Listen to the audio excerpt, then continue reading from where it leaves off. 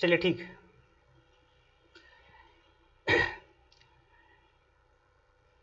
तो देखिए देखिए साथी, बात है कि हड़प्पा सभ्यता या पाषाण काल, ये दो दो ऐसे टॉपिक है जहां से क्वेश्चन जो है अक्सर पूछ जाते हैं, और ये जो है फैक्चुअली टॉपिक है। फैक्चुअली जो है इतना ज़्यादा वाइड ये इसका एरिया है कि यहाँ से पकड़ना मुश्किल है। और दूसरी चीज़ ये है कि इतने सारे फैक्ट इसमें हैं कि कोई किताब एक जगह सारे फैक्ट को लपेट करके नहीं ला सकता। हमने तैयारी के दौरान एक बात नोटिस की कि अगर आपको पाषाण काल या हड़प्पा सभ्यता से कोई भी ऐसे प्रश्न पूछ लेते हैं जो फैक्चुअली हैं, ज़्यादा डीप में जाकर पूछते हैं, उसको करेक्ट करना बड़ा मुश्किल काम हो जाता है। तो हमने जो है उसको ध्यान में रखते हुए हमने सोचा कि एक ऐसा वीडियो बनाया जाए जिसमें सारे फैक्ट को डाल दिया जाए, सारे कॉन्सेप्ट को डाल दिया जाए, ताकि बच्चों को बिल्कुल ही दिक्कत ना हो। एक बार इस वीडियो को आप देखें और सारा का सारा फैक्ट और कॉन्सेप्ट इसमें जो है मतलब कि क्लियर आपका हो जाएगा। तो हम देर ना करते, चूंकि वन लाइनर टाइप का ये है, इसको मैं जल्दी जल्दी जितना जल्दी हो सके हम इसको ख़त्म कर देना चाहते हैं। लगभग अराउंड 1.5 से 2 घंटे का होगा, और इसमें इसमें से क्वेश्चन छूटने की कोई संभावना ही नहीं है। हमने जितने भी या तो आप प्रैक्टिस सेट उठा लीजिए, जितने भी प्रैक्टिस मतलब सेट आते हैं, अगर मैं नाम नहीं लेना चाहूँगा, जैसे मतलब कि एक नाम मैं छोटा सा लेता हूँ घटना चक्र का। तो घटना चक्र के अलावा जितने भी मार्केट में प्रैक्टिस सेट है, हमने सारे को खंगाल करके एक ऐसा वीडियो बना दिया है जिसमें एक भी क्वेश्चन छूटने की संभावना नहीं है। और अगर कोई रिसर्च होता है नया तो वो अलग बात है, लेकिन फिलहाल अगर इसको देख के जाते हैं तो आईएएस और पीसीएस और भी जितने भी एग्जाम छोटे छोटे होते हैं, खैर उनका तो कहना ही नहीं है, कम से कम आईएएस और पीसीएस का के तक के जितने फैक्चुअल और कॉन्सेप्चुअल दोनों ऐसे टॉपिक हैं जहां से हमने बिल्कुल ही एक एक चीज खोद करके निकाल कर इसमें डाल दिया है। तो देर न करते हुए शुरू हम करते हैं, और उसमें हमने कुछ मैप को भी इंक्लूड किया है ताकि आपको अगर प्लेस आप देख लेते हैं, क्योंकि यहाँ पे प्लेस का ही बहुत बड़ा घालमेल होता है। ठीक है, तो अगर आप प्लेस देख लेते हैं तो आपका जो है बहुत सारी चीज क्लियर हो जाता है। तो चलिए इसको शुरू करते हैं, देर ना करते हुए शुरू करते हैं। ठीक है, अब पहले आते हैं, सबसे पहला जितना जल्दी हो सके हम इसको निकल चलेंगे, है ना।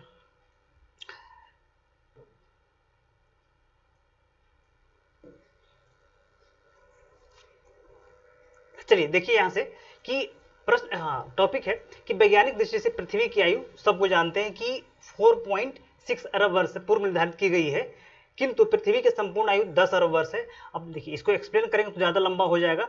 अब जो भी तैयारी करते हैं उनको सबको पता है कि पृथ्वी की जो संपूर्ण आयु है, जितना आयु सूर्य की उतना ही है, चंद्रमा के उतना ही आयु पृथ्वी की है। तो पृथ्वी की संपूर्ण आयु 10 अरब वर्ष है, लेकिन पृथ्वी जो है लगभग आधी आयु अपना जी चुका है, यानी कि 4.6 अरब वर्ष जी चुका है, और 5.4 अरब वर्ष पृथ्वी की आयु बाकी है, और इतनी ही आयु बाकी चंद्रमा की है, इतनी ही आयु बाकी जो है सूर्य की है।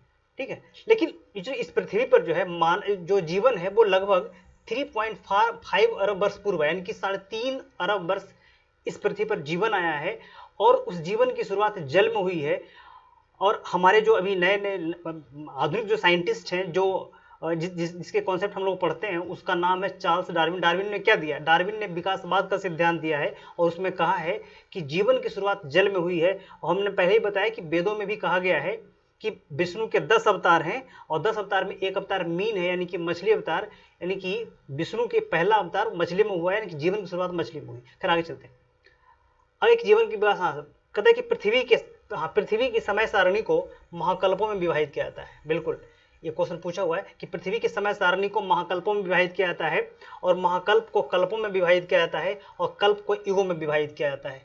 ठीक है, आगे कि महाकल्प के चतुर्थ अवस्था में, यानी कि जो है हम लोग क्वार्टनरी काल में मानव का निवास चल रहा है। अभी मानव जो है क्वार्टनरी काल में निवास कर रहा है। किसके क्वार्टनरी काल में, तो नियोजोइक काल। नियोजोइक काल को हम क्वार्टनरी काल कहते हैं। क्वार्टनरी काल के क्वार्टनरी काल को हम दो भागों में विभाजित करते हैं, एक है प्लेस्टोसिन और दूसरा है होलोसिन। तो जो आधुनिक मानव होमोसेपियंस है, ठीक है, उसका विकास जो है प्लेस्टोसिन काल में हो गया था, लेकिन वर्तमान मानव जो है वो होलोसिन काल में है। ठीक है, प्लेस्टोसिन काल का एक अलग ही कहानी है, जब हम कभी ज्योग्राफी पढ़ेंगे तो ज्योग्राफी में समय सारणी, भूगर्भिक समय सारणी है, उसमें हम सारा चीज़ को एक्सप्लेन कर देंगे, लेकिन फिलहाल तो बहुत तेजी से इसको निकालना है। कहता है कि अत्यंत नूतन काल यानी कि प्लेस्टोसिन काल में 3 बड़े स्तनधारी परिवार की उत्पत्ति हुई है। इसमें आधुनिक घोड़ा, आधुनिक हाथी और तीसरा मवेशियों के अन्य पूर्वज। देखिए कहते हैं कि मानव के जो पूर्वज है वो आधुनिक घोड़ा ही है। ठीक, कहता है कि देखिए इन्हीं जो है मवेशियों को बिरला फ्रांसिस जंतु समूह कहा जाता है। ये जो आधुनिक मवेशी हैं, जो आधुनिक स्तनधारी हैं, इन्हीं को हम बिरला फ्रांसिस जंतु के रूप में जानते हैं, जिनकी जो है उत्पत्ति भारत में नहीं हुई है। इनको अफ्रीका में लगभग 26 लाख वर्ष पूर्व इनकी उत्पत्ति हुई है। वहीं से कहते प्रारंभिक मानव की उत्पत्ति भी वहीं से देखी गई है, अफ्रीका से ही देखी गई है। अफ्रीका से ही मानव जो ट्रेवल करके पूरे दुनिया में फैल गए। तो हाँ, आगे बढ़ते हैं।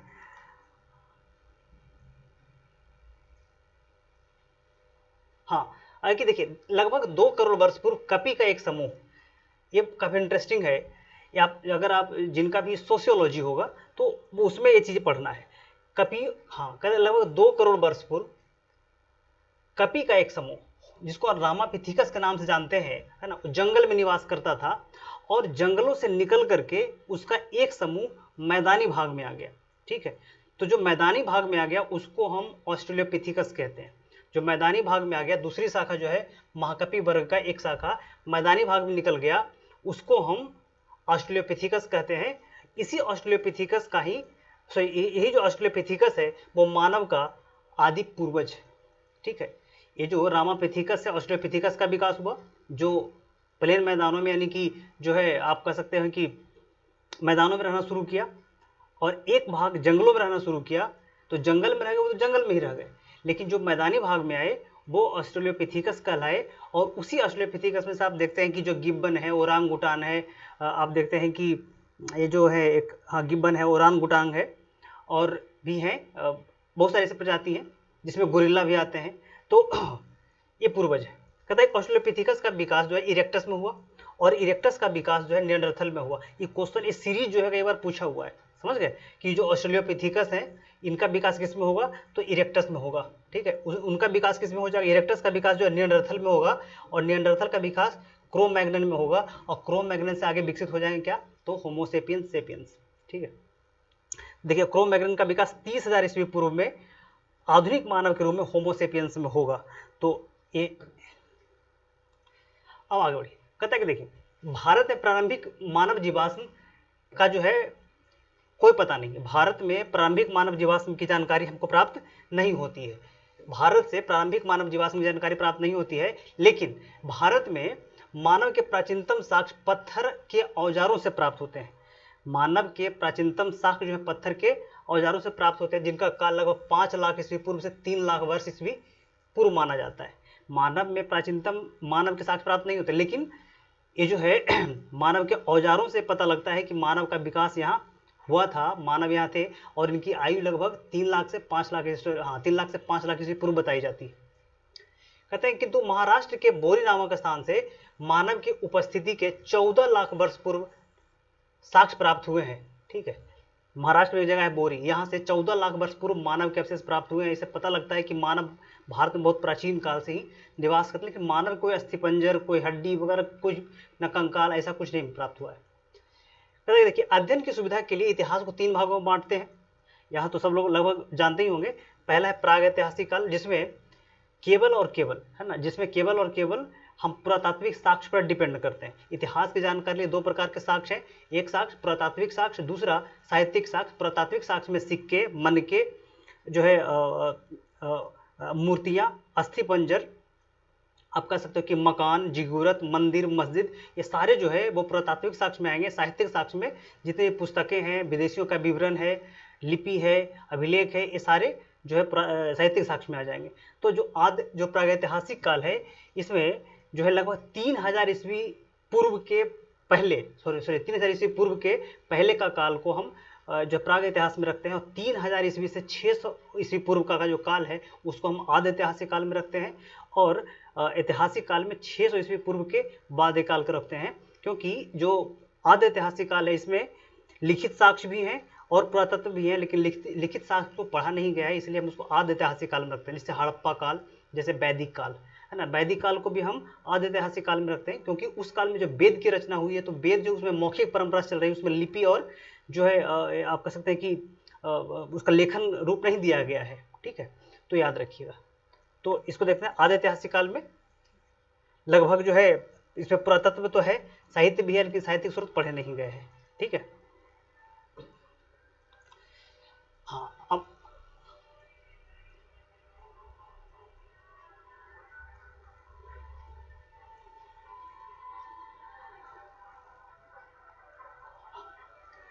देखिए,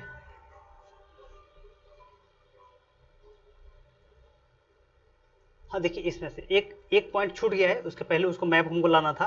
देखिएगा, अब कहता है कि ऐतिहासिक काल, ऐतिहासिक काल में हम 600 ईस्वी पूर्व, ठीक है, हाँ, हम ऐतिहासिक काल में 600 ईस्वी पूर्व, 600 ईस्वी पूर्व के पश्चात के काल को हम जो है इसमें ऐतिहासिक काल में रखते हैं। इसमें क्या है कि हम क्या रखते हैं, तो पुरातत्व को भी रखते हैं, इसमें हम साहित्य को भी रखते हैं, इसमें विदेशियों का विवरण को भी रखते हैं, और इन तीनों को कंपेयर एंड कंट्रास्ट करके इतिहास का अध्ययन करते हैं, ठीक है। इसको हम कहते हैं आद्य ऐतिहासिक काल। इसमें सारे लेख पढ़े जा चुके हैं, सारी जो है जो अभिलेख है उसके फिलॉसफी, उसके दर्शन रिवील हो चुके हैं, सब लोग जान चुके हैं। उनसे हम इतिहास को एक फिलोसफिकल रूप, उनके धार्मिक दर्शन, उनके चिंतन को, अब उनके सामाजिक रूप, उनके जो है आप कह सकते हैं कि टाउन प्लानिंग, उनके जो है राजनीतिक विकास, प्रशासनिक विकास को कंपेयर करते हैं। अगर हमको उससे सही मिल जाता है तो हम उसको आगे इतिहास के रूप में अध्ययन करते हैं। तो ये है हमारा ऐतिहासिक काल। अब थोड़ा सा हम आपको पीछे लेके चलेंगे, लेकिन उसके पहले मैं इसको पॉइंट को रिवील कर देता हूं। देखिए, कहता है कि मानव समुदाय के अध्ययन को हम 3 भागों में बांटते हैं। एक प्रस्तर काल, पत्थर के युग के जो मानव है वो, एक है ताम्र पाषाण काल, यानी कि तांबा और पाषाण काल के में जो मानव थे वो, और एक है लौह युग, यानी कि जो लोहा के विकास जब हो गया था उस समय के मानव हैं, जो इनके कार्यकलाप में क्या क्या डिफरेंसेज हैं, इनके कार्यकलाप में क्या क्या चीजें परिवर्तित हुई है, हम इसको देखेंगे। आगे कहते हैं कि जॉन लुबाक, बहुत बार क्वेश्चन पूछा हुआ है भाई, जॉन लुबाक ने प्रस्तर युग को 2 भागों में बांटा है, यानी कि जो पत्थर के युग हैं उसको 2 भागों में बांटा है। एक है पूरा पाषाण काल और दूसरा है नवपाषाण काल, ठीक है। संपूर्ण पूरा पाषाण काल, याद रखिए, संपूर्ण पूरा पाषाण काल को प्लेस्टोसिन काल में रखा जाता है। प्लेस्टोसिन काल जो है वो लगभग 20 लाख साल से 10,000 साल का पीरियड, उसको कहते हैं प्लेस्टोसिन काल। और उसके बाद का जो काल आता है उसको कहते हैं होलोसिन काल। होलोसिन काल में वर्तमान मानव जी रहा है, यानी कि लगभग 10,000 ईस्वी पूर्व से लेकर के वर्तमान काल जो है वो होलोसिन काल में है। और लेकिन मानव का जो पूर्वज रहा, ठीक है, मानव का जो पूर्वज रहा, यानी कि जो ये जो होमोसेपियंस का जो विकास हुआ वो हुआ प्लेस्टोसिन काल, ठीक है।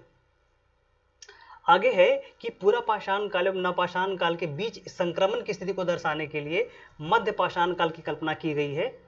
आगे कहता है कि देखिए, आगे एडवर्ड लार्टेट, ये भी क्वेश्चन पूछा हुआ है, एडवर्ड लार्टेट ने पूरा पाषाण काल को 3 भागों में बांटा है। एडवर्ड लार्टेट ने पूरा पाषाण काल को 3 भागों में बांट दिया है। कौन कौन भाग है, तो निम्न पूरा पाषाण काल, इसका टाइम पीरियड 5 लाख से 50,000 ईस्वी पूर्व तक का है। मध्य पूरा पाषाण काल 50,000 से 40,000 ईस्वी पूर्व का है। और उच्च पूरा पाषाण काल 40,000 से 10,000 ईस्वी पूर्व का काल है, उसको कहते हैं उच्च पूरा पाषाण काल। देखिए, थोड़ा सा मैप पे काम करते हैं। मैप जब तक आपका काम नहीं होगा, जब तक वो आपसे डील होगा ही नहीं।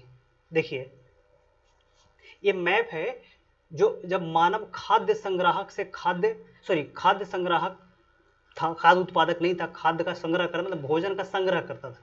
भोजन के संग्रह का मतलब क्या हुआ, भोजन के संग्रह का मतलब हुआ कि अभी मानव जो है उत्पादन नहीं कर रहा भोजन का, समझ गए, भोजन का भी उत्पादन नहीं कर रहा है, यानी कि शिकार करना। देखिएगा, शिकार करना, फल एवं फूल इकट्ठा करना, है ना, ये सब क्या है, ये सब खाद्य का संग्रह है। खाद्य उत्पादन तब होगा जब एग्रीकल्चर की शुरुआत हो जाएगी, समझ गए। तो हाँ, अब देखिएगा कि कुछ स्थल, अब देखें कि बागौर, नाम सुने होंगे, बागौर राजस्थान में है, ठीक है, बागौर राजस्थान में है। चंद्रावती राजस्थान में है। लंगनाज गुजरात में है। आदमगढ़ जो है आपको मिल जाएगा मध्य प्रदेश में। है ना। सुंदरगढ़, सुंदरगढ़ आपको दिख जाएगा, सुंदरगढ़ आपको है ये, हाँ ये कहते हैं उड़ीसा में है, सुंदरगढ़ उड़ीसा में है। और संबलपुर उड़ीसा में है, याद रखिएगा, संबलपुर उड़ीसा में है। बीरभानपुर 7 नंबर पे है, बीरभानपुर जो है आपको दिख जाएगा पश्चिम बंगाल में। महागरा यानी सुहागी घाट, महागरा और सुहागी घाट जो है ये आपको दिखेंगे यहाँ, क्या कहते हैं, यूपी में, उत्तर सॉरी ये दिखेंगे आपको, हाँ उत्तर प्रदेश में। चौपानी मांडो, चौपानी मांडो जो है आप दिख जाएंगे उत्तर प्रदेश में। आपको दिखा सराय नाहर राय, सराय नाहर राय उत्तर प्रदेश। महादाहा आपको दिख जाएगा उत्तर प्रदेश। और दमदमा उत्तर प्रदेश, है ना। तेलमलई, तेलमलई जो है वो हाँ तेलमलई आपको केरल में दिख जाएगा। टेरी स्थल, टेरी स्थल जो है आपको दिख जाएगा तमिलनाडु में। लोटेश्वर, लोटेश्वर आपको दिख जाएगा जो है यहाँ गुजरात में। पैसरा, पैसरा आपको दिख जाएगा जो है बिहार में। भीमबेटका मध्य प्रदेश में। बागौर मध्य प्रदेश में। लेखनिया, लेखनिया आपको दिख जाएगा उत्तर प्रदेश में। और रतनपुरा ये दिख जाएगा आपको गुजरात में। तो क्वेश्चन जो है ऐसे ही पूछ लेते हैं कि फलाना स्थल कहाँ है, समझ गए, तो इसको ध्यान में रखिएगा।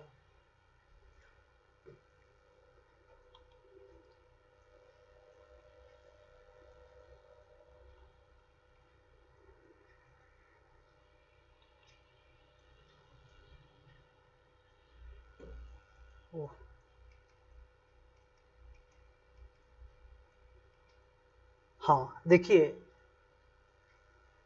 अब आ गया कि सरायकेला, सरायकेला कहाँ है, तो इसको भी आप ध्यान में रखिएगा।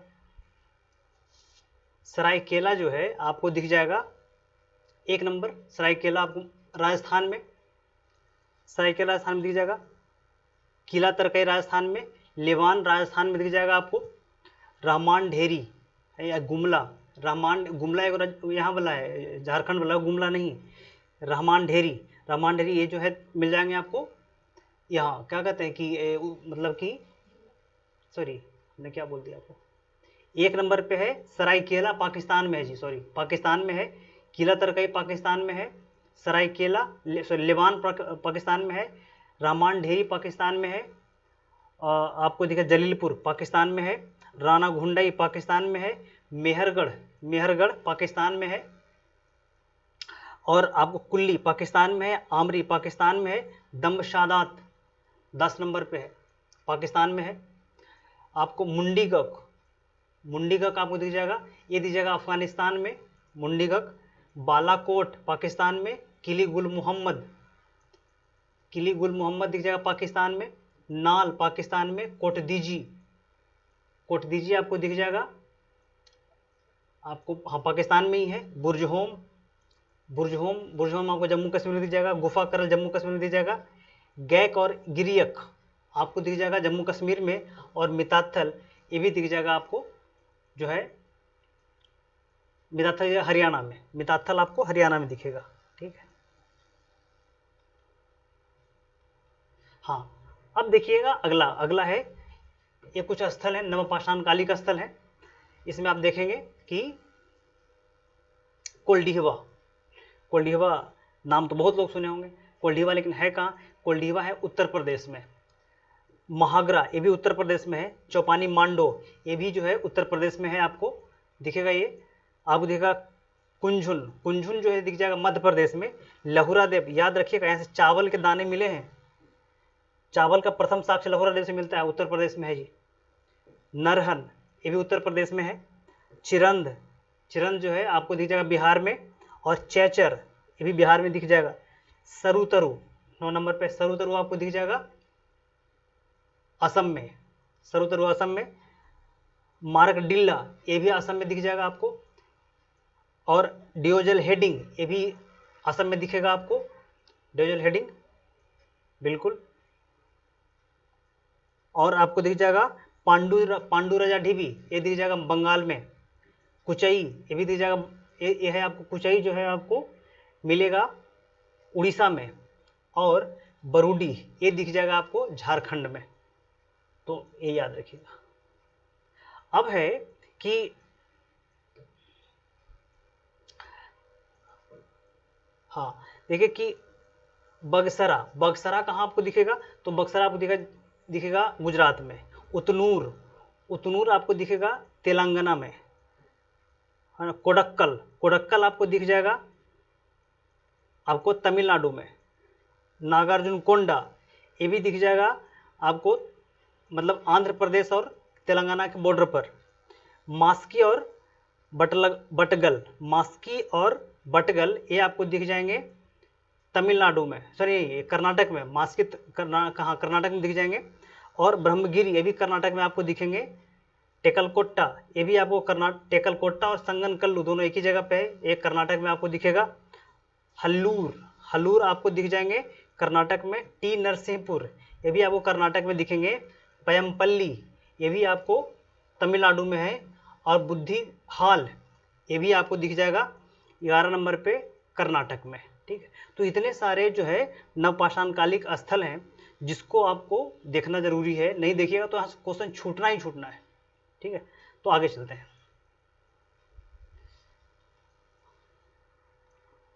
अब देखिए इसको तो हमने कर लिया था। हाँ, अब आइए यहाँ पर, अब टॉपिक है कि निम्न पूरा पाषाण काल। हमने देखा भी कि जो है कि एडवर्ड लार्टेट एक व्यक्ति हैं, उन्होंने पूरा पाषाण काल को 3 भागों में बांटा। एडवर्ड लार्टेट ने पूरा पाषाण काल को 3 भागों में बांटा है। निम्न पूरा पाषाण काल, मध्य पूरा पाषाण काल और उच्च पूरा पाषाण काल, ठीक है। उच्च पूरा पाषाण काल, ठीक है। हाँ, अब आगे है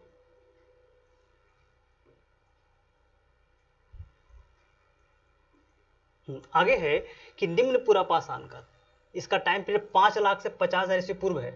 इसमें कहा गया है कि आरंभिक मानव होमोसेपियंस का विकास इसी काल में हुआ है। होमोसेपियंस जो इसी काल में आ गए थे, किसमें, तो निम्न पूरा पाषाण काल में। और मानव जो है पहाड़ों की गुफाओं में पेड़ के नीचे निवास करते थे, खुले आकाश में भी रहते थे।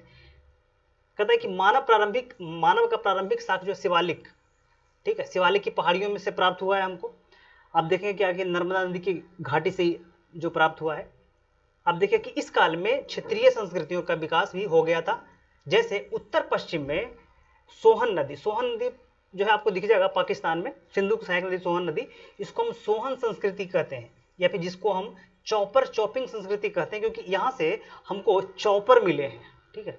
चॉपर के औजार मिले हैं, यानी कि सॉरी, चॉपर एक औजार होता है जिससे आप किसी भी पशु को काट सकते हैं, मतलब चॉप कर सकते हैं। तो ये जो है ये मिले पत्थर के, तो इसलिए इसको हम चॉपिंग संस्कृति कहते हैं। किसको, तो सोहन नदी के पास जो स्थल मिले हैं, ठीक है, इसको हम सोहन संस्कृति भी या फिर चॉपिंग संस्कृति भी कहते हैं।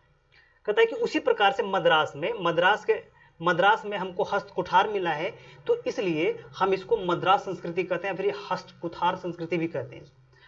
कहता है इसमें सर्वप्रथम ब्रिटिश अधिकारी जो थे, उनका नाम था रॉबर्ट ब्रूसफुट ने 1863 ईस्वी में मद्रास के पल्लवरम से एक कुल्हाड़ी की खोज की, एक हैंडक्स की खोज की, और यहीं से कहते हैं कि भारत में प्राप्त होने वाला सबसे प्रथम औजार है कुल्हाड़ी।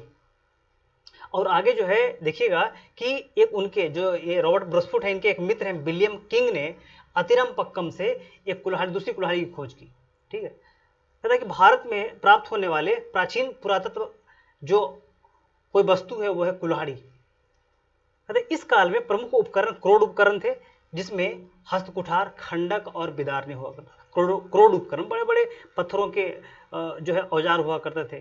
तो इस प्रकार से हाँ, आगे है कि प्रमुख पूरा पाषाण कालीन स्थल संपूर्ण भारतीय उपमहाद्वीप में हमको देखने को मिलते हैं।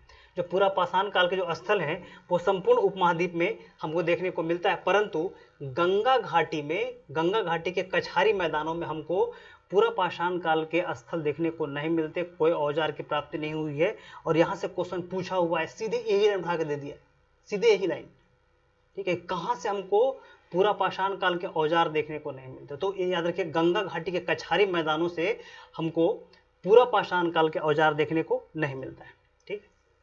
तो इस काल के प्रमुख स्थलों में सोहन घाटी, आंध्र प्रदेश के गिदलूर एवं नल्लौर, उत्तर प्रदेश के बोलन घाटी, महाराष्ट्र के नेवासा, कश्मीर के पहलगांव इत्यादि शामिल हैं। इस काल के जो प्रमुख स्थल एकदम बिल्कुल याद रखिएगा, भूलिएगा नहीं। सोहन घाटी कहाँ के हैं भैया? तो पाकिस्तान में सोहन नदी के किनारे सोहन घाटी, जिसको चौपर चौपिंग संस्कृति भी बोलते हैं। आंध्र प्रदेश के गिदलूर, बिल्कुल, और नेल्लौर। उत्तर प्रदेश के बोलन घाटी, ठीक, महाराष्ट्र के नेवासा, कश्मीर के पहलगांव आदि इसमें शामिल है। और एक और है वो कौन सा? मद्रास के हस्तकुथार, यानी कि मद्रास के हैंडक संस्कृति। कहता है कि मध्य पूरा पाषाण काल में उसका टाइम पीरियड जो है वो है 50,000 ईस्वी पूर्व से 40,000 ईस्वी पूर्व तक का काल है। इसमें हम कहते हैं कि इस काल में जीविकोपार्जन का आर्थिक आधार खाद्य संग्रहण नहीं था। अभी तक मानव जो है खाद्य संग्रह ही कर रहा है, खाद्य उत्पादक नहीं बना है। खाद्य उत्पादक बनेगा कब? नवपाषाण काल में, जब कृषि की शुरुआत हो जाएगी, अस्थायी जीवन का विकास हो जाएगा, अस्थायी जीवन का विकास हो जाएगा, ग्रामीण संस्कृतियां का विकास हो जाएगी, तो लोग जो है लोगों में अस्तित्व की भावना आ जाएगी। अब जो है बैंड सोसाइटी का निर्माण हो जाएगा। समाज जो है 20-25 लोगों का एक ग्रुप हो जाएगा, उसको कहते हैं बैंड सोसाइटी। तो याद रखिए, क्वेश्चन यहाँ से पूछा हुआ बैंड सोसाइटी वाला। कहता है कि इस काल में क्रोड़ उपकरणों की तुलना में फलक उपकरणों की प्रधानता बढ़ने लगी थी। फलक का मतलब कि वही चौड़े उपकरण बनने लगे थे। पहले गोल धारदार उपकरण होते थे, नुकीले नुकीले। अब जो है मध्य पाषाण काल में आकर के आप देखें कि फलक उपकरण की प्रधानता बढ़ने लगेगी, यानी कि चौड़े उपकरण बनने लगेंगे। क्योंकि अब जो है जो पत्थर होंगे उनमें भी जेस्पर और चर्ट आ जाएंगे, जिसको आप सल्क बना सकते हैं, छिलका बना सकते हैं। छिलका बना करके दोनों तरफ धार लगा सकते हैं। पहले था कि एक ही तरफ होता, तो एक तरफ फेंक के मारे धार कुंद हो गया, फिर वो जो उपकरण है काम का नहीं रहा। लेकिन जब दोनों तरफ धार हो जाएंगे तो एक ही उपकरण को 2 बार मारेंगे पशु को फेंक करके, और पशु जो है वहीं पे समाप्त हो जाएगा। तो कहते हैं कि फलक उपकरणों की अधिकता के कारण इस काल को हम फलक संस्कृति भी बोलते हैं। किसको? याद रखिएगा, यहाँ से कभी कंफ्यूजन हो जाता है। यह मध्य पूरा पाषाण काल, मध्य पाषाण काल को फलक संस्कृति नहीं बोलते, मध्य पूरा पाषाण काल को फलक संस्कृति बोलते हैं। कहता है कि अब हल्के उपकरण बनने लगे थे जिसमें मानव की गतिशीलता बढ़ने लगी थी। अब जो है मध्य पूरा पाषाण काल में आते आते जो मानव जो है थोड़ा सा दिमाग इनका विकसित हो गया था। विकसित होने के पीछे कारण है क्योंकि जो जलवायु है, पृथ्वी की जलवायु सम होने लगी थी, बर्फ पिघलने लगे थे, और जो है पृथ्वी पर गर्मी का जो है ये मतलब कि वो मौसम बढ़ने लगा था।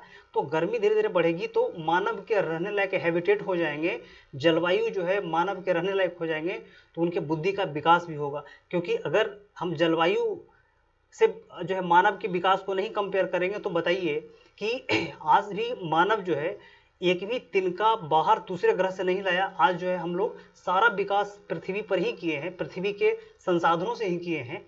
तो उस काल में आज से लगभग 30,000 साल पहले, 20,000 साल पहले, या इवन आप कह सकते हो कि 5 से 7,000 साल पहले भी मानव गुफाओं में रहता था। मानव अपने नीड की वस्तुओं को भी अच्छे तरीके से नहीं समझ पा रहा था। लेकिन आज ऐसा क्या है कि हम लोग चांद पर और मंगल पर जा रहे हैं, यानी कि कहीं ना कहीं जो है जलवायु ही मानव के बुद्धि के विकास का सबसे बड़ा कारक रहा है। जैसे कि पहले उपकरण बनाने के लिए कच्चे माल के रूप में स्फटिक और क्वार्ट्जाइट का प्रयोग किया जाता था। वहीं इस काल में कच्चे माल में जेस्पर और चर्ट पत्थर का उपयोग किया जाने लगा। जेस्पर और चर्ट पत्थर जो है वो छिलके के समान होते हैं, मतलब एक पत्थर पर दूसरे पत्थर को मारिएगा और टूट जाते हैं, मतलब बिखर जाते हैं, 2 पार्ट में बंट जाते हैं, वो आसान हो जाता है, हल्के होते हैं। आगे कि इस काल में लकड़ियों और हड्डियों के उपकरण बनने लगे थे। उपकरणों के रूप में तक्षनी और खुरचनी का उपयोग किया जाने लगा था। तक्षनी और खुरचनी का जो उपयोग है वो जो पशु होते हैं ना, उनके शरीर से चमड़े को हटाने के लिए या फिर उनके शरीर से मांस को अलग करने के लिए तक्षनी और खुरचनी का उपयोग किया जाता था प्राचीन काल में। हाँ, अब आइए कि देखिए अब उच्च पूरा पाषाण काल। उच्च पूरा पाषाण काल का जो टाइम पीरियड है वो है आपका 40,000 ईस्वी पूर्व से 10,000 ईस्वी पूर्व तक का काल जो है उच्च पूरा पाषाण काल का टाइम है। कहता है कि इस काल में वायुमंडल में नमी की मात्रा कम होने लगी थी, हिमयुग अंतिम अवस्था में था, जलवायु अपेक्षाकृत गर्म हो गई थी। ठीक है, अब जलवायु इतना गर्म हो गया था कि मानव जो है आराम से सरवाइव कर सकता था, बुद्धि का विकास अच्छे तरीके से हो सकता था मानव का। मानव अपनी जरूरत की वस्तुओं को अब बाहर निकल करके ला सकता है, मानव जो है प्रकृति से तारतम्यता बिठा सकता है। तभी तो मानव का जो है आगे विकास होगा, आगे उनकी जरूरत की पूर्ति के लिए सामान जो है इकट्ठा करेंगे वो। तो इस काल में जो है चूंकि जलवायु बढ़िया हो गया था तो मानव जो है धीरे धीरे अपने जरूरत की चीजों को आगे विकास करेगा। कहता है इस काल में उपकरणों में स्थूल प्रस्तर फलक होते थे, उसी प्रकार तक्षणी और खुरचनी उपकरणों का प्रधानता बढ़ने लगी थी। कहता है कि इस काल में हड्डी के उपकरणों की प्रधानता बढ़ गई थी। बेलन घाटी में चूंकि हड्डी के उपकरण हल्के भी होते हैं, नुकीले भी होते हैं, मजबूत भी होते हैं, इसलिए हड्डी के उपकरणों की प्रधानता इस कारण में बढ़ गई थी। कहता है कि बेलन घाटी जो उत्तर प्रदेश में है, इस लोहदा नाले से प्राप्त मातृ देवी की एक मूर्ति मिला। कई एक और क्वेश्चन पूछा हुआ भाई है कि बेलन घाटी के लोहदा नाले से मातृ देवी की एक मूर्ति मिली है जो इसी काल की है। किस काल की? तो उच्च पूरा पाषाण काल की। ठीक है, मतलब उसी प्रकार भीमबेटका के विभिन्न प्रकार के चित्रकला, भीमबेटका मध्य प्रदेश में है, जहाँ की गुफाओं से हमको व्यस्त जीवन के चित्र प्राप्त होते हैं। व्यस्त जीवन का मतलब क्या है? कोई काम कर रहा है, इस प्रकार से कोई काम कर रहा है, कोई पूजा कर रहा है, कोई उस काल में पूजा तो होता नहीं था, तो उस काल में जो शिकार कर रहा है, शिकार लेके जा रहा है, शिकार का पीछा कर रहा है, बंदूक सॉरी वो तीर कमान चला रहे हैं, तो इस प्रकार के जो है भीमबेटका में चित्र बनाए गए हैं। तो कहते हैं कि भीमबेटका से व्यस्त जीवन के चित्र प्राप्त हुए हैं। यहाँ से हरे एवं लाल रंग के लाल गहरे रंग का उपयोग किया गया है। आपको भीमबेटका के चित्र को देखिएगा, आप नेट पर भी देख सकते हैं, तो आपको वही तरोताजा चित्र दिखाई पड़ेंगे। अब सोचिए ना भाई कि आज हम लोग एशियन पेंट बढ़िया पेंट यूज करते हैं, साल से 1.5 साल में खत्म हो जाता है, और पूरा पाषाण काल में कौन सा पेंट यूज कर दिया जो आज तक खत्म नहीं हुआ। अब आज तक वो जस के तस अवस्था में। इवन आप देखोगे अजंता की गुफाओं में, एलोरा की गुफाओं में जो बुद्ध काल में जो पेंट यूज किए हैं, आज तक वो पेंट उसी प्रकार का है। तो पहले का जो है प्राकृतिक पेंट हुआ करता था। कहता कि इस काल में वर्तमान मानव है ना, इस काल में वर्तमान होमो सेपियंस का विकास पूरी तरीके से हो गया था। इस काल में लोग कृषि, पशुपालन और अग्नि से परिचित नहीं थे। अब देखिए कि उच्च पूरा पाषाण काल में जो मानव है वो न एग्रीकल्चर से परिचित है, और ना ही आप देख सकते हो कि जो है पशुपालन से परिचित है, और ना ही मानव जो है अग्नि से परिचित है। लेकिन हाँ, आग का विकास पूरा पाषाण काल में हो गया है। मानव आग का उपयोग नहीं कर पा रहा है अभी। ठीक है, कहते हैं कि उच्च पूरा पाषाण काल का अंत लगभग 9000 ईस्वी पूर्व में हो जाता है। उच्च पूरा पाषाण काल का जो अंत है वो लगभग 9000 ईस्वी पूर्व में हो जाता है। इसके बाद आता है मध्य पाषाण काल। ठीक है, देखिएगा अब आता है मध्य पूरा पाषाण काल, सॉरी मध्य पाषाण काल। मध्य पूरा पाषाण काल तो खत्म हो गया, मध्य पाषाण काल आता है। हम लोग जल्दी जल्दी इसको खत्म करेंगे ताकि जो है क्योंकि लंबा वीडियो ही है, और आप एक वीडियो एक बार देख लेंगे तो आपका काम हो जाएगा। चलिए देखते हैं मध्य पाषाण काल। इसका टाइम पीरियड 10,000 साल से 6,000 साल तक, 6,000 ईस्वी पूर्व का काल है। पता है कि इस काल में जलवायु शुष्क होने लगा था, पेड़ पौधे जीव जंतुओं की स्थिति में परिवर्तन आने लगा था। कहने का मतलब है कि जलवायु परिवर्तन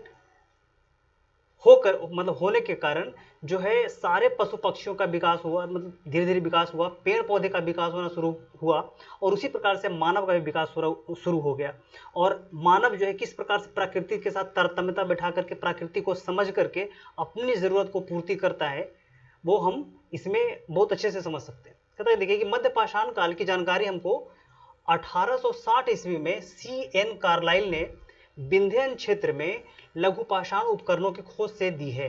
मध्य पाषाण काल में जो किस प्रकार से औजार बनाए जाते थे उसकी खोज कार्लाइल साहब ने विंध्यन क्षेत्र में की है, और वहां से पता लगता है कि ये जो काल है वो मध्य पाषाण काल का काल है। कहता है कि हड्डी के उपकरणों में, हड्डी के उपकरण महादाहा, सराय नाहर राय और दमदमा से प्राप्त हुए हैं। ये तीनों स्थल याद रखिएगा, तीनों स्थल बहुत इंपॉर्टेंट है कि हड्डी के जो उपकरण है कहाँ से, तो महादाहा से, सराय नाहर राय से और दमदमा से, तीनों जगह से प्राप्त हुए हैं। मध्य पाषाण काल पूरा पाषाण काल एवं नवपाषाण काल के बीच संक्रमण की स्थिति को दर्शाता है। बिल्कुल, ये भी क्वेश्चन पूछा हुआ है। पता है कि इस काल में मनुष्य खाद्य संग्राहक ही रहा, खाद्य उत्पादक मनुष्य नहीं बना। खाद्य उत्पादक का मतलब क्या हो कि मनुष्य जो है अपने बल पर किसी भी भोजन को उत्पादन कर रहा है, उसको हम कहते हैं खाद्य उत्पादक। कहता है कि इस काल में सूक्ष्म उपकरण बनने लगे थे, प्रक्षेपास्त्र तकनीक का विकास हो गया था। प्रक्षेपास्त्र का मतलब क्या होता है? प्रक्षेपास्त्र का मतलब होता है तीर कमान। तीर कमान का विकास इस काल में हो गया था। कहता है कि इसी काल में तीर कमान का विकास भी हो गया था। अब एक प्रश्न आता है कि मनुष्य तीर कमान का विकास क्यों किया था? मनुष्य जो है तीर कमान का विकास क्यों किया था? जानवरों को मारने के लिए, पक्षियों को मारने के लिए, मछलियों को मारने के लिए की, अपनी सुरक्षा के लिए। देखिए तीर कमान का विकास जो है मछली पकड़ने के लिए किया था, क्योंकि मछली वो जल में वो पकड़ नहीं पाते थे, जाल वगैरह तो था नहीं, तो मछली को देख करके वो ऊपर से ही मार देते थे। तो तीर कमान का विकास हो गया था। हम मछली पकड़ने की कला, पक्षियों का शिकार करने तथा अन्य छोटे छोटे जानवरों को जो मारने की कला इस काल में विकसित हो गई थी। आगे के पशुपालन के प्रारंभिक साक्ष्य मध्यपाषाण काल में देखने को मिलते हैं। बहुत इंपॉर्टेंट लाइन है कि पशुपालन के प्रारंभिक साक्ष्य जो है हमको मध्यपाषाण काल में देखने को मिलता है। और आप देखें कि बृहद पैमाने पर पशुओं को पालने की जो पद्धति विकसित होगी वो होगी नवपाषाण काल में। ठीक है। और एक प्रश्न यहाँ से बनता है कि पशु को क्यों पाला जाता था? शिकार के लिए, सॉरी, पशुओं को क्यों पाला जाता था? मांस के लिए, दूध के लिए, या फिर जो है संसाधन को ढोने के लिए, या फिर सुरक्षा के लिए? इसका जवाब आप कमेंट बॉक्स में लिखेंगे कि पशुओं क्यों पाला जाता है। कहता है कि उदाहरण के लिए मध्य प्रदेश के आदमगढ़ और राजस्थान के बागौर से पशुपालन के साक्ष्य मिलते हैं। ये भी क्वेश्चन पूछा हुआ है भाई। ठीक, कि कहां से? तो मध्य प्रदेश के आदमगढ़ से और राजस्थान के बागौर से पशुपालन के हमको साक्ष्य देखने को मिलते हैं। हाँ, आगे पॉइंट यह है कि इस काल में संपूर्ण स्थलों में पश्चिम बंगाल के बीरभानपुर, गुजरात के लंगनाज, तमिलनाडु के टेरी समूह, मध्य प्रदेश के आदमगढ़, राजस्थान के बागौर, गंगा द्रोणी के सराय नाहर राय तथा महादहा शामिल हैं। किसमें? तो मध्यपाषाण, उससे मध्यपाषाण काल में। हमने आपको मैप भी दिखाया था, उसमें सारे स्थल हमने आपको दिखा दिए हैं। ठीक है। आगे कि भीमबेटका से मानव अंत्येष्टि के प्रमाण मिले। अंत्येष्टि का मतलब क्या हो? दाह संस्कार। मानव के दाह संस्कार के प्रमाण हमको कहां से मिलते भी हैं?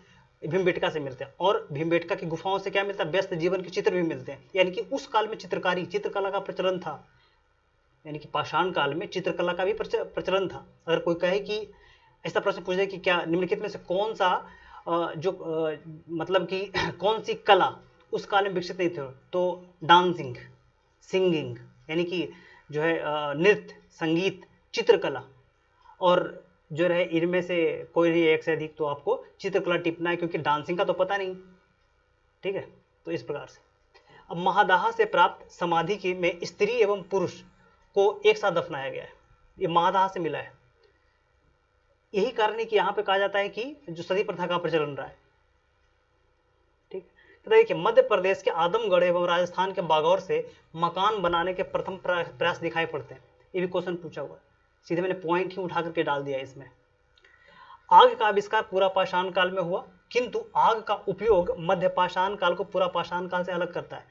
आग का जो आविष्कार तो पूरा पाषाण काल में हो गया था, लेकिन आग का जो है मनुष्य उसको कंट्रोल कैसे करेगा, इसको हम कब देखते हैं? तो मध्यपाषाण काल में हल्का हल्का शुरू हो गया था, और पूरी तरीके से आग पर कंट्रोल जो है, मतलब आग का जो है उपयोग करना शुरू कर दिया था मानव नवपाषाण काल में। तो आगे देखिए, कहता है उत्तर प्रदेश के साथ सराय नाहर राय और महादाहा से गर्त चूल्हे के साक्ष्य मिले हैं। गर्त चूल्हा का मतलब क्या होता है? गर्त चूल्हा का मतलब होता है कि जमीन में खोद करके चूल्हे बनाते हैं, इसको कहते हैं गर्त चूल्हा। तो सराय नाहर राय से 8 चूल्हे की प्राप्ति हुई है, जो सामूहिक जीवन पद्धति का की ओर संकेत करता है। देखिए, अब जो सराय नाहर राय से हमको 8 गो चूल्हा मिला लगातार।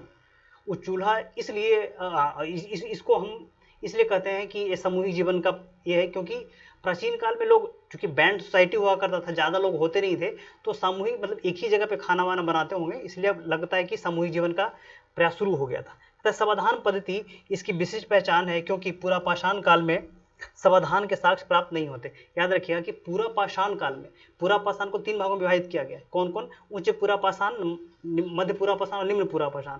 उस काल में समाधान पद्धति नहीं थी, यानी कि मरने के बाद लोग जहां के तहां छोड़ देते थे। लेकिन मध्य पाषाण काल में आने के बाद जो है समाधान पद्धति, यानी कि मरने के बाद लोगों को दफनाने की जो कला उन्होंने विकसित कर ली थी, और इसका जो है एक अलग पहचान है। अगर आपसे पूछे कि समाधान पद्धति शुरू कब हुआ, नवपाषाण काल में, मध्य पाषाण काल में कि पूरा पाषाण काल में, तो याद रखना है कि मध्य पाषाण काल में समाधान पद्धति की शुरुआत हो गई थी। तो अब आगे चलिए। हाँ, कहता है अब ये नवपाषाण काल में, नवपाषाण काल बहुत इंटरेस्टिंग टॉपिक है। इसमें हमने बहुत सारे टॉपिक को, बहुत सारी चीजों को डाल दिया है, तो यहाँ से क्वेश्चन छूटने की कोई अवसर, मतलब कि चांस ही नहीं है। अगर एक बार इसको कोई कर ले तो क्वेश्चन छूटेगा ही नहीं, समझे। देखिए, अब कहता है कि नियोलिथिक शब्द, ये भी क्वेश्चन पूछा हुआ है। नियोलिथिक शब्द का प्रयोग सबसे पहले जॉन लुबाक ने किया था। किसने किया था? जॉन लुबाक ने 1865 में किया था। कहता है कि नवपाषाण काल में कृषि कार्य का प्रारंभ, पशुपालन का विकास, पत्थर के पॉलिशदार औजार निर्माण, कहाँ पत्थर के पॉलिशदार औजारों का निर्माण, ग्राम समुदाय का प्रारंभ इसी काल में हो गया था। यानी कि नवपाषाण काल में जो है आप देख रहे हैं कि एग्रीकल्चर, कृषि का विकास हो गया था, पशुपालन का विकास हो गया था, पत्थर के औजारों के छोटे छोटे मतलब कि उपकरण बनने लगे थे, नुकीले नुकीले उपकरण बनने लगे थे। ग्राम समुदाय का विकास हो गया था। चूंकि कृषि का विकास हो जाएगा तो ग्राम समुदाय का विकास ऑटोमेटिक होना ही है, क्योंकि अगर यहाँ पे आप फसल बून देंगे या फसल बो देंगे तो फिर अगर यहाँ से ट्रेवल करके कहीं दूर निकल गए तो फिर फसल काटेगा कौन। इसलिए कृषि के विकास ने अस्थायित्व, उनके जीवन को अस्थायित्व प्रदान किया, और वो जो अस्थायित्व है वो ग्रामीण जीवन को विकसित किया, और वही आगे ग्रामीण जीवन जो है आपको टाउन के रूप में डेवलप होता हुआ दिखेगा, जो आगे हड़प्पा काल में आपको विकसित रूप से दिखेगा वो। ठीक, आगे के आरंभिक किसान इसी काल में डेवलप हुए, और कृषि के विकास सामाजिक विभाजन को, कृषि के विकास के बाद सामाजिक विभाजन को भी बल मिला। याद रखिएगा कि क्वेश्चन पूछता है कृषि का विकास किया किसने था, तो कृषि का विकास महिलाओं ने किया है। ठीक, याद रखिए कि कृषि का विकास महिलाओं ने किया, लेकिन बाद में महिलाओं को घर के अंदर चार दीवारी में बंद कर दिया गया, और यही कारण है कि आज महिलाओं की स्थिति क्यों गिर गई। उसके बाद अब देखते हैं कि धीरे धीरे हड़प्पा काल के बाद धीरे धीरे महिलाओं की स्थिति गिरती जा रही है, क्योंकि जिस व्यक्ति की भागीदारी मतलब कि उत्पादन में नहीं होगा, है ना, जिस व्यक्ति की भागीदारी उत्पादन में नहीं होगा उसका तो स्टेटस गिरना ही है। ठीक है, चाहे वो पुरुष हो चाहे महिला हो, जिसका उत्पादन में जो है भागीदारी कम हो उसका मतलब कि जो सामाजिक वैल्यू गिर जाएगा। वही बात आज भी महिलाओं की स्थिति पुरुषों के समान नीची है। क्यों है? क्योंकि उनकी उत्पादन में भागीदारी नहीं है। यही कारण है कि उनका सामाजिक स्थिति आज गिरा हुआ है। कहता है कि विश्व स्तर पर विश्व स्तर पर नवपाषाण काल की शुरुआत लगभग 9000 ईस्वी पूर्व माने जाते हैं, बिल्कुल, जबकि भारत में यह 7000 ईस्वी पूर्व से माने जाते हैं। विश्व, ये भी क्वेश्चन पूछा हुआ है कि विश्व स्तर पर जो है जो नवपाषाण काल की जो शुरुआत है वो लगभग 9000 ईस्वी पूर्व मानी जाती है, और भारत में इसको 7000 ईस्वी पूर्व से माना जाता है कि भारत में। अच्छा, उसी प्रकार तांबे, है ना, तांबे की जो खोज है विश्व स्तर पर 7000 ईस्वी पूर्व मानी जाती है, भारत में 6000 ईस्वी पूर्व मानी जाती है।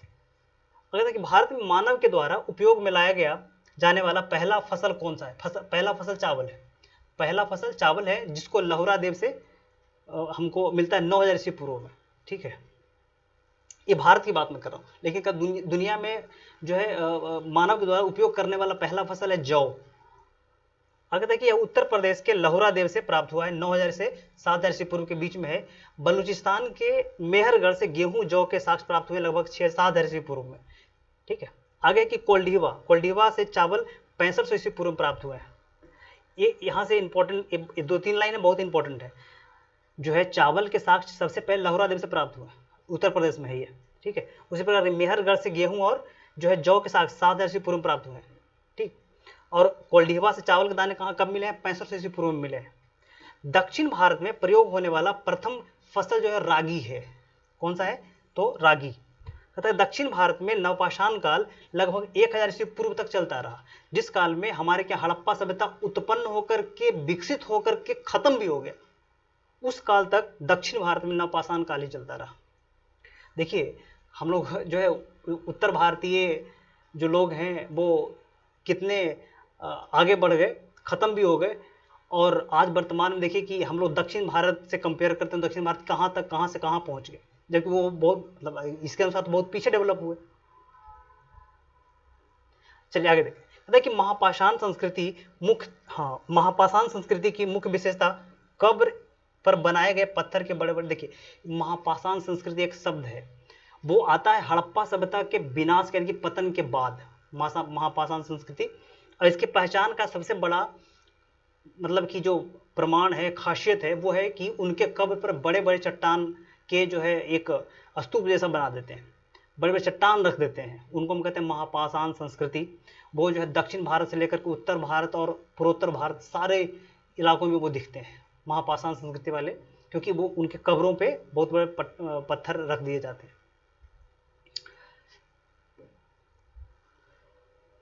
हाँ, अब देखिए चौपानी मांडोस एवं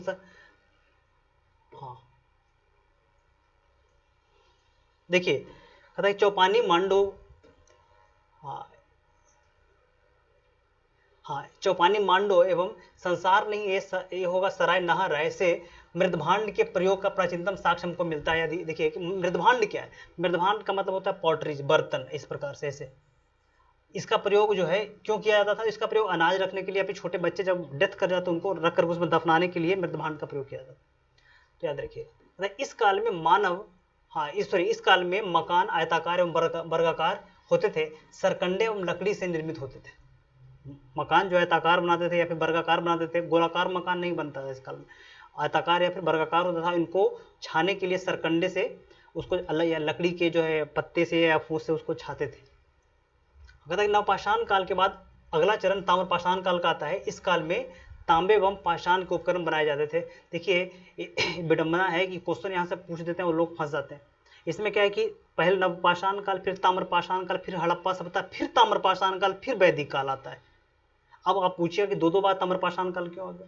क्योंकि आप देखें कि जब हड़प्पा सभ्यता का विनाश हो जाएगा उसके बाद जो है आप देखें कि कांस्य युगीन सभ्यता, हड़प्पा सभ्यता को कहते हैं क्योंकि उसके बाद जो है कांसा का भी अंत हो जाएगा, तो लोग फिर से वही पुरानी व्यवस्था में ढल जाएंगे। उनके पास एक तांबा ही बचेगा तो फिर से तांबा और पाषाण के औजार बनाना शुरू कर देंगे। तो कंफ्यूजन नहीं होना चाहिए, याद रखिएगा कि सबसे पहले पाषाण काल, फिर ताम्रपाषाण काल, फिर हड़प्पा काल, फिर ताम्रपाषाण काल और फिर वैदिक काल। इसको एक सीक्वेंस में सजा लीजिएगा। कि गॉर्डन चाइल्ड, बहुत इंपॉर्टेंट लाइन है ये, गॉर्डन चाइल्ड ने पहली बार नवपाषाण काल को नवपाषाण क्रांति का एक क्वेश्चन पूछा हुआ है दोस्त। गॉर्डन चाइल्ड ने पहली बार नवपाषाण काल को नवपाषाण क्रांति कहा है। याद रखिएगा कि नवपाषाण काल में पशुओं को मांस के लिए पाला जाता था, न दूध के लिए, न लद्दू जानवर के रूप में, और न सुरक्षा के लिए। पशुओं किस लिए पाला जाता था? तो भोजन के लिए, मांस के लिए पाला जाता था, क्योंकि कभी शिकार के लिए गया पशु नहीं मिले तो क्या करेंगे, तो जो पकड़ के लाते थे पशु को उसको बाड़े में रखते थे और जब भी जरूरत पड़ती थी उसमें से निकालते और एक कर को चट कर जाते थे। कहता है चाक एवं चक्के का विकास नवपाषाण काल में हो गया था। इसी काल में मृदभांड का उपयोग अनाज को रखने के लिए, छोटे बच्चों को दफनाने के लिए होता था। मृदभांड का मतलब वही बर्तन। कहता है कि सामुदायिक जीवन की परिकल्पना नवपाषाण काल में आरंभ हो गई थी। भारतीय उपमहाद्वीप में नवपाषाण काल का आरंभ लगभग 7000 ईस्वी पूर्व में हो गया था। ये पहले मैंने आपको समझा चुका हूँ। कहता है जबकि ताम्रपाषाण काल की शुरुआत लगभग 3500 ईस्वी पूर्व में होता है। इसी प्रकार लोहे युग की शुरुआत लगभग 1000 ईस्वी पूर्व में मानी जाती है, यानी कि उत्तर वैदिक काल में मानी जाती है लोहे युग की शुरुआत। लोहा उसके पहले देखिए, लोहा न प्रस्तर काल में यानी कि पूरा न पाषाण काल में है, न हड़प्पा काल में है, और न उत्तर वैदिक काल में, सॉरी ऋग वैदिक काल में। लोहा उत्तर वैदिक काल में है। उत्तर वैदिक काल के बाद शुरू हो जाता है तो महाजनपद काल, मौर्य काल, मौर्योत्तर काल, गुप्त काल, गुप्तोत्तर काल, पूर्व मध्य काल और फिर मध्य काल के बाद आधुनिक काल। तो फिर देखिए मेहरगढ़ से पाषाण संस्कृति के, हाँ तो मेहरगढ़ जो एक जगह है, हमने आपको ऊपर पढ़ाया था कि मेहरगढ़ से पाषाण संस्कृति से लेकर के हड़प्पा सभ्यता तक के अवशेष प्राप्त हुए हैं। मेहरगढ़ ऐसा स्थल है, क्वेश्चन पूछे हुए कि किस स्थल से हमको पाषाण काल से लेकर के लगातार हड़प्पा सभ्यता तक के अवशेष प्राप्त होते रहे, तो मेहरगढ़ है। हाँ अब देखिए कहता है कि मानव कंकाल के साथ कुत्ते को दफनाए जाने का साक्ष्य हमको कहाँ से मिला है? तो ये मिला है हमको बुर्जहोम। बुर्जहोम कहाँ है भैया? बुर्जहोम है जम्मू कश्मीर में। कहता है कि मानव कंकाल के साथ में कुत्ते को दफनाए जाने के साक्ष्य हमको कहाँ से मिले? तो बुर्जहोम से। देखिए बुर्ज जो है वहाँ दो जगह है, बुर्जहोम और गुफा करल, ठीक है, याद रखिएगा। बुर्जहोम कहाँ? जम्मू कश्मीर में। देखिए हाँ, कहता है गुफा करल से पशुपालन के साक्ष्य मिले हैं। गुफा करल और बुर्जहोम दोनों से, सॉरी दोनों कहाँ है? जम्मू कश्मीर में। कहता है कि बिहार के चिरंद, सारण जिला में है, जिस चिरंद क्वेश्चन पूछा हुआ ये, चिरंद से नवपाषाण काल के हड्डी के उपकरण मिले हैं। कहाँ से? तो चिरंद से। कहाँ है चिरंद? सारण जिला में।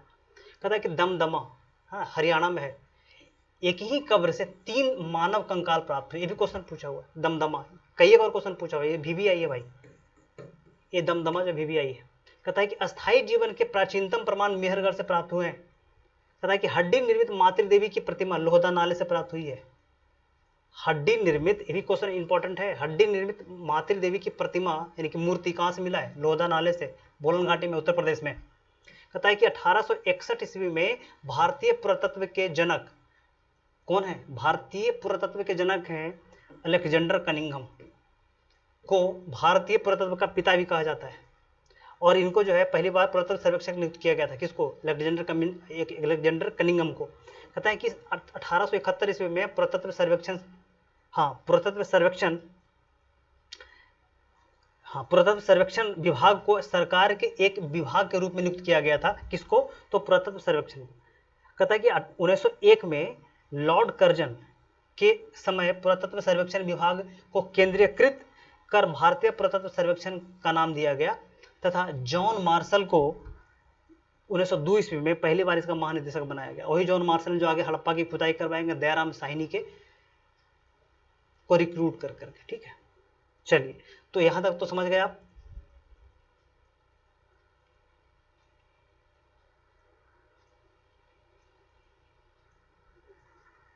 देखिए अब यहाँ से कुछ जो फैक्ट है वो हम टाइप नहीं कर पाए, तो फिर इसको हमने यहाँ पे लिख दिया है। ठीक है, हाँ देखिए इसमें है कि मध्य पुरापाषाण काल को फलक संस्कृति भी कहा जाता है। ठीक है, क्योंकि फलकों की अधिकता पाई गई है।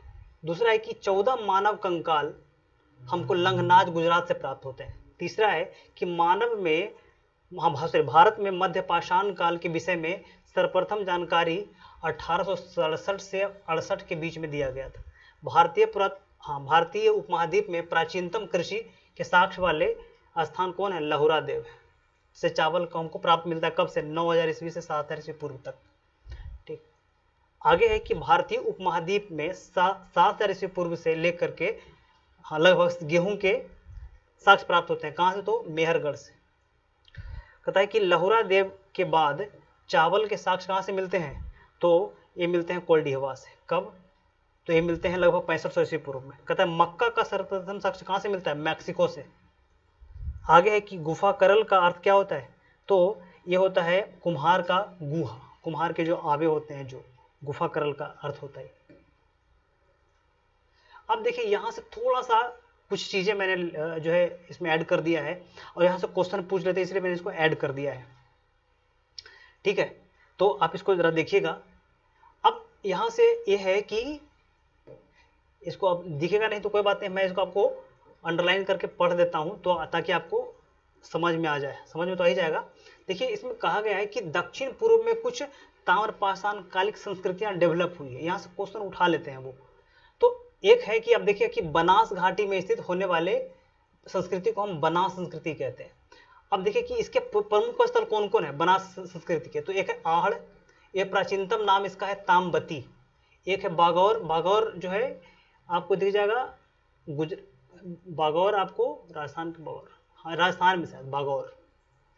आपको दिख जाएगा बालाथल और ओजियाना, यहाँ से 4 दीवारी युक्त घर प्राप्त हुआ है। गिलुंद जो है यहाँ से 4 दीवारी युक्त घर मिला है। मिट्टी की इमारत के साक्ष्य मिले हैं। कहीं कहीं पक्की ईंटों का प्रयोग हुआ है। तांबे के टुकड़े मिले। कहाँ से? गिलुंद से। एक है कि पश्चिमी मध्य प्रदेश में क्या क्या मिला है? तो एक जगह है मालवा, मालवा से चरखे और तकलियां मिली है। कहाँ से? मालवा से। कैथा, कैथा संस्कृति है, यहाँ से बस्तियां लामबंद मिले। एक ही जगह पर कई बस्तियां, कई घर मिले हैं। यहाँ से तांबे का 28 कंगन मिले। कहाँ से? कैथा संस्कृति से। एक एरन है, यहाँ से किलेबंद बस्तियां के साक्ष्य मिले एरन से। नवदा टोली, ये जो है खरगोन जिले में स्थित है। यहाँ उत्खनन के HD संकालियन करवाया था। यहाँ से चौकोर और वृत्ताकार घर प्राप्त हुए हैं। अब महाराष्ट्र में आ जाइए तो अहमदनगर जिला, यहाँ से जोरबे, नेवासा और दाइमाबाद। ठीक है, ये जो स्थल है यहाँ से पटसन के साक्ष्य मिले हैं। अब तक 200 जोरबे स्थल प्राप्त हो गए हैं। अब आइए पुणे जिला में, पुणे जिला में जो है ताम्रपाषाणिक पुरास्थल प्राप्त हुआ है। अब आइए कि पुणे जिले में कुछ और स्थल हैं जैसे प्रकाश, नासिक, इनाम गांव, चंदेली और सोनगांव, है ना। तो यहाँ से कुछ मकान के कमरे मिले हैं। किलेबंद जो है घर मिला है, बस्ती मिली है, मातृ देवी की प्रतिमा मिली है। आइए पूर्वी भारत में तो चिरंद है, पांडुया ढीबी है और महिसादल है। अन्य स्थलों में बिहार में सेनुआर है, सोनपुर है और ताराडी है। उत्तर प्रदेश में खैराडी और नरहन है। ये जो है कुछ ताम्रपाषाण कालिक स्थल हैं। ठीक, अब चलते हैं आगे। अब देखिए आता है हड़प्पा सभ्यता। अब जल्दी हम हड़प्पा को भी खत्म ही कर देते हैं। ठीक है, एक ही वीडियो में हमको समाप्ति कर देते हैं इसको। देखिए अब इसमें भी कुछ हमने मैप डाला हुआ है तो थोड़ा सा मैप पे काम कर लेते हैं। देखिए हड़प्पा, हड़प्पा तो सबको पता होगा किस नदी किनारे है, तो यह है रावी नदी के किनारे, है ना। ये देखिए हड़प्पा, यहाँ पे आपको दिख जाएगा हड़प्पा रावी नदी पाकिस्तान में। डाबरकोट ये भी पाकिस्तान में है। सिब्बी, सिब्बी आपको पाकिस्तान में दिख जाएगा। संधानवाला पाकिस्तान में। सुकूर पाकिस्तान में आपको दिख जाएगा। मोहनजोदाड़ो पाकिस्तान में। कोटदीजी, कोटदीजी आपको पाकिस्तान में दिख जाएगा। यहाँ पे आपको दिख जाएगा पाकिस्तान भी, यहाँ पे कोटदीजी है। आपको दिख जाएगा अली मुराद, ये दिख जाएगा आपको पाकिस्तान में। चांदुदरो पाकिस्तान में, सिंध प्रांत में आपको दिखेगा। आमरी जो है वो पाकिस्तान में दिख जाएगा यहाँ पर। बालाकोट पाकिस्तान में, अल्लादीनो पाकिस्तान में, नुहातो पाकिस्तान में, कुल्ली पाकिस्तान में दी जाएगा, सुतका को पाकिस्तान में दी जाएगा। यहाँ पर सुतका गेंडोर यहाँ पे है, सुतका को यहाँ पे है, और सोथी जो है आपको दिख जाएगा यहाँ पर राजस्थान में। सोथी से सवाल संस्कृति है भारतीय जो है हड़प्पा सभ्यता का। अब एक और मैप है, इसको भी देख लेते हैं, क्योंकि स्थल जो है बहुत बार पूछे हुए हैं, कौन कौन सा स्थल किस किस राज्य में है, किस किस देश में है, तो ये चीज़ें है ना। देखिए कहता है कि मांडा, मांडा जो है आपको दिख जाएगा यहाँ पे जम्मू कश्मीर में, चिनाब नदी किनारे मांडा, जो हड़प्पा सभ्यता का सबसे उत्तरीय स्थल है। पूर्वी स्थल हड़प्पा सभ्यता का कौन है, तो आलमगीरपुर है। कहाँ, तो उत्तर प्रदेश के मेरठ जिले में हिंडन नदी के किनारे। पश्चिमी स्थल कहाँ है, तो यहाँ पर है, एक जगह है, उसका नाम है सुतका गेंडोर, जो पाकिस्तान के जो है बलूचिस्तान में है। उसके बगल में सुतका कोह भी है। और दक्षिणी स्थल जो है ये दायमाबाद आपको दिख जाएगा, जो गोदावरी नदी के तट पर है। तो इसको चलते हैं, देखिए रोपड़, आपको रोपड़ दिख जाएगा 2 में, जो है यहाँ पे पंजाब में रोपड़ है ना। आपको दिख जाएगा संघोल, पंजाब में दिख जाएगा रोहिरा यानी कि रोहिल भी आपको दिख जाएगा पंजाब में ही, रोहिल पंजाब में आपको दिख जाएगा। और राखीगढ़ी आपको दिख जाएगा कहाँ, तो ये आपको हरियाणा में दिखेगा राखीगढ़ी। आप ये आगे ये हाँ कुनाल या बनमाली आपको दिख जाएगा 6 नंबर पे, ये भी आपको दिख जाएगा कहाँ, तो राजस्थान में ही। बालू कहाँ दिख जाएगा आपको, तो ये भी राजस्थान में आपको दिखेगा। सिसवाल आपको दिख जाएगा, ये भी आपको लगभग हाँ यही दिख जाएगा आपको कहाँ, तो हरियाणा में ही। आलमगीरपुर आपको दिख जाएगा 9 नंबर पे, यहाँ पर कहाँ, उत्तर प्रदेश में। कालीबंगा आपको दिख जाएगा 10 नंबर पे, कहाँ, तो राजस्थान में, यहाँ पर हनुमानगढ़ जिले में शायद कालीबंगा है। बालाथल आपको दिख जाएगा 11 नंबर पे, कहाँ, तो ये पाकिस्तान में आपको दिख नहीं सॉरी बालाथल आपको दिख जाएगा, ये राजस्थान में है बालाथल। धौलावीरा तो कौन नहीं जानता, 12 नंबर पे आपको दिख जाएगा कहाँ, तो गुजरात में, ठीक है। सुरकोटला गुजरात में, नागेश्वर गुजरात में आपको दिख जाएगा, रोजदी गुजरात में आपको दिख जाएगा, यहाँ पर है। प्रभास ये भी आपको दिख जाएगा गुजरात में, यहाँ पर है प्रभास पाटन है ना। एक है पादरी भी आपको गुजरात में दिख जाएगा।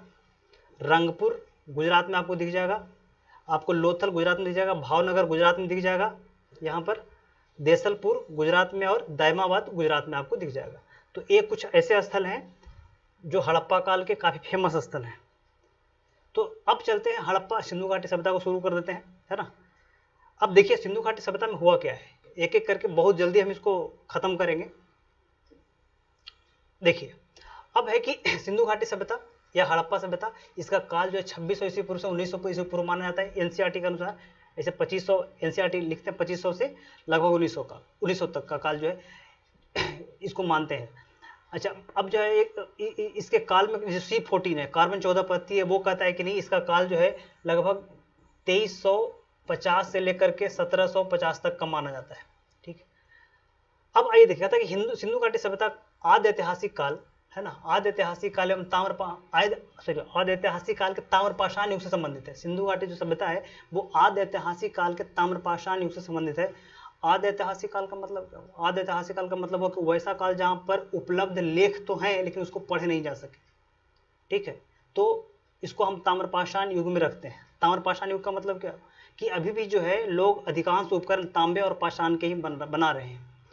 कहीं कहीं जो है हमको ये क्या कर सकते हैं उसको, कि ये जो है कांसे के उपकरण मिलते हैं लेकिन बहुत थोड़े मात्रा में मिलते हैं। तो हाँ कहता है कि अध्ययन के स्रोत में हम टेराकोटा फिगर्स, महल, खंडहर, मुहरे, मन के बाट, माप की वस्तुएं इत्यादि हम देखते हैं। हड़प्पा काल में लिपि का विकास हो गया था किंतु उसको पढ़ा नहीं जा सका। देखिए हड़प्पा काल में आप जानते हैं कि इतिहास के अध्ययन के 2 स्रोत हैं, कौन, तो एक साहित्यिक स्रोत, दूसरा पुरातात्विक स्रोत। पुरातात्विक स्रोत में क्या कहते हैं, तो मन के मुहर, मुद्रा, मूर्ति, अस्थिपंजर, महल, मकान, जिगूरत, मंदिर, मस्जिद, ये सारे आते हैं किसमें, तो पुरातत्व में। और बाकी जो साहित्य में आते हैं, जो किताब है, पुस्तकें हैं, ग्रंथ हैं, उपनिषद है, मतलब उपनिषद तो ग्रंथ में ही आता है, शिलालेख हैं, ये सब किस में आएंगे, ये सब आ जाएंगे आपको साहित्य में। विदेशियों का विवरण साहित्य में आ जाएंगे। तो ये चीज़ें कहता है कि हड़प्पा सभ्यता के 3 भागों में विभाजित किया गया है। प्राक हड़प्पा सभ्यता 3500 से लगभग 2600 ईस्वी पूर्व का काल जो है प्राक हड़प्पा सभ्यता का है, यानी कि हड़प्पा सभ्यता से पहले, यानी कि आरंभिक हड़प्पा, इसको प्राक हड़प्पा कहते हैं। एक हड़प्पा काल है 2600 से 1900, ये विकसित हड़प्पा है, अपने हड़प्पा सभ्यता अपने चरम सीमा पर था। प्रवर्ती हड़प्पा, हड़प्पा सभ्यता के पतन के बाद का काल, प्रवर्ती हड़प्पा सभ्यता 1900 से 1700 ईस्वी पूर्व का काल जो है ये प्रवर्ती हड़प्पा काल आता है।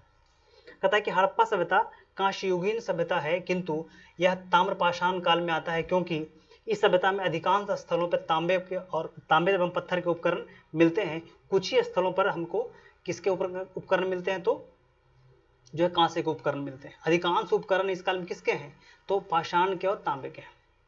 कहता है कि चार्ल्स मेसोन ने 1826 ईस्वी में हड़प्पा स्थल पर एक प्राचीन सभ्यता दबे होने की बात कही थी। फिर 1853 ईस्वी में कनिंघम ने इसका अवलोकन किया था। ठीक है, तो सबसे पहले हड़प्पा सभ्यता का जिक्र किसने किया है, तो चार्ल्स मेसोन ने किया है 1826 में। उसके बाद 1853 में कनिंघम ने इसका अवलोकन किया, लेकिन इसने खुदाई नहीं करवाई। खुदाई कौन करवाएंगे, जॉन मार्शल। जब पुरातात्विक सर्वेक्षण विभाग के अध्यक्ष बन जाएंगे तब दयाराम शाहनी को रिक्रूट करेंगे। 1921 में इसकी खुदाई होगी हड़प्पा में, जो किस नदी के किनारे, रावी नदी के किनारे। और दूसरी बात जो है, एक और स्थल को की खुदाई करेंगे दयाराम शाहनी साहब, वो कहाँ, तो मोहनजोदाड़ो में। लेकिन मोहनजोदाड़ो में वो जो है स्पेशल हड़प्पा सभ्यता के कोई स्थल की खोज के लिए नहीं जाएंगे, वहाँ पर कुषाणकालीन टीले की खोज के लिए जाएंगे। लेकिन उनको जब टीला की खुदाई कर रहे होंगे तो उनको मिल जाएगा हड़प्पा काल का एक बड़ा सा टाउन, तो वहाँ से शुरू हो जाएगा इसका। अब आगे बढ़िए, देखिए कहता है कि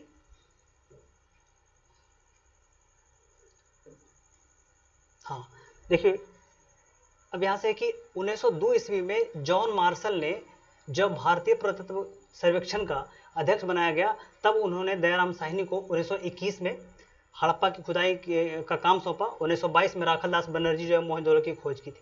कहता है कि हड़प्पा सभ्यता का उद्भव के संदर्भ में विभिन्न प्रकार के विचार प्रचलित हैं कि एक है द्रविड़ उत्पत्ति की अवधारणा, मेसोपोटामिया उत्पत्ति की अवधारणा, आकस्मिक उद्भव का सिद्धांत और क्रमिक विकास का सिद्धांत। अब इनका मानना है कि देखिए द्रविड़ प्रजाति के जो लोग थे, इन्होंने आकर के यहाँ पे एक इसको बसा दिया, फिर दूसरा कहते हैं मेसोपोटामिया से लोग आए और इनको यहाँ बसा दिया। फिर कुछ कहते हैं आकस्मिक उद्भव इसका हो गया, मतलब अचानक कहीं से लोग यहाँ पे बनाना शुरू कर दिए। और कोई मतलब कुछ का मानना है कि नहीं, पहले हड़प्पा सभ्यता ग्रामीण समुदाय था और वहाँ से क्रमिक रूप से जो है इसका विकास हुआ है। तो ये लोग मानते हैं, अधिकांश लोग का यही मानना है क्रमिक उत्पत्ति, ये भी सही भी है। आगे यही कहते हैं कि हड़प्पा सभ्यता के उद्भव के में क्रमिक उत्पत्ति की अवधारणा स्वीकार किया गया है, क्योंकि क्रमिक उत्पत्ति के कारण ही जो है हड़प्पा सभ्यता का जो है विकास को देखने को मिलता है। ये सब जो है हिस्टोग्राफी में आपको पढ़ना है, किसने कहा, कौन कौन हिस्टोग्राफी में आप जो पढ़ते हैं कि जो ये हैं क्या कहते हैं कि मार्क्सवादी इतिहासकार हैं या फिर राष्ट्रवादी इतिहासकार हैं या फिर जो उपनिवेशवादी इतिहासकार हैं, न्यू कैम्ब्रिज इतिहासकार हैं, ओल्ड कैम्ब्रिज इतिहासकार हैं। इनके अलग अलग सोच है, अलग अलग सिद्धांत हैं, हमको उसमें नहीं पढ़ना है। हमको जो फैक्ट है उसको आगे कंप्लीट करके निकल जाना है। तो क्रमिक विकास से माना जाता है कि जो मेहरगढ़ और किली गुल मोहम्मद अफगानिस्तान के मुंडीगढ़, पंजाब के जलालपुर के समीप लगभग 6000 ईस्वी पूर्व में विकसित हुआ था। ये जो है क्रमिक उद्भव हुआ। इन इलाकों में जो ग्रामीण बस्तियां विकसित हुई वही हड़प्पा सभ्यता के रूप में डेवलप हो गई है। हाँ, अब देखिए कहता है कि हड़प्पा सभ्यता के स्वरूप कैसा रहा। हड़प्पा सभ्यता जो कैसा उसका जो स्वरूप है, कहता है कि भारतीय उपमहाद्वीप में प्रथम नगरीय सभ्यता हड़प्पा सभ्यता थी। यह कांस्ययुगीन सभ्यता भी थी। इसका जो नगर है वो ग्रिड पद्धति पर आधारित है, यानी कि जो चेस बोर्ड के आकार का है, तथा यहाँ के सड़कें एक दूसरे को संपूर्ण पर काटती है। सब लोग पढ़े हुए जानते ही होंगे, काटती है। उसी प्रकार से निकासी के जल निकासी के बेहतर प्रबंध किए गए हैं। जल निकासी के लिए नालियों की व्यवस्था की गई, बिल्कुल की गई है। एक ऐसा एक बढ़िया टाउन प्लानिंग की रचना की गई है हड़प्पा सभ्यता में।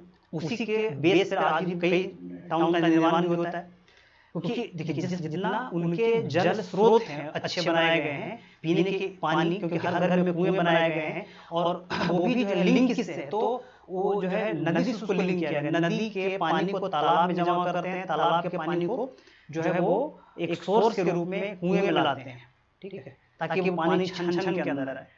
तो एक ट्रिकल डाउन टाइप से उन्होंने बनाया हुआ व्यवस्था है। कहते हैं कि प्रमुख नगरों को 2 भागों में बांटा, विभाजित किया गया है। पूर्वी भाग में निचला शहर, जबकि पश्चिम भाग में दुर्ग बनाए गए। दुर्ग का मतलब वही है जो ऊंचे पर जो है लोग हैं, वो शासक वर्ग के लोग रहते हैं, क्योंकि लिपि नहीं पढ़ी जा सकती है। इसके कारण जब शासक वर्ग का पता नहीं चला है, अब शासक वर्ग कौन था, लेकिन हाँ कोई तो था जो इतने बढ़िया टाउन को मैनेज करता था, कोई तो था। हाँ, इन्हें दुर्ग क्षेत्र में संभवतः शासक लोग निवास करते थे, जो दुर्ग क्षेत्र में, और जो निचला क्षेत्र था उसमें ज्यादा सामान्य लोग रहते थे।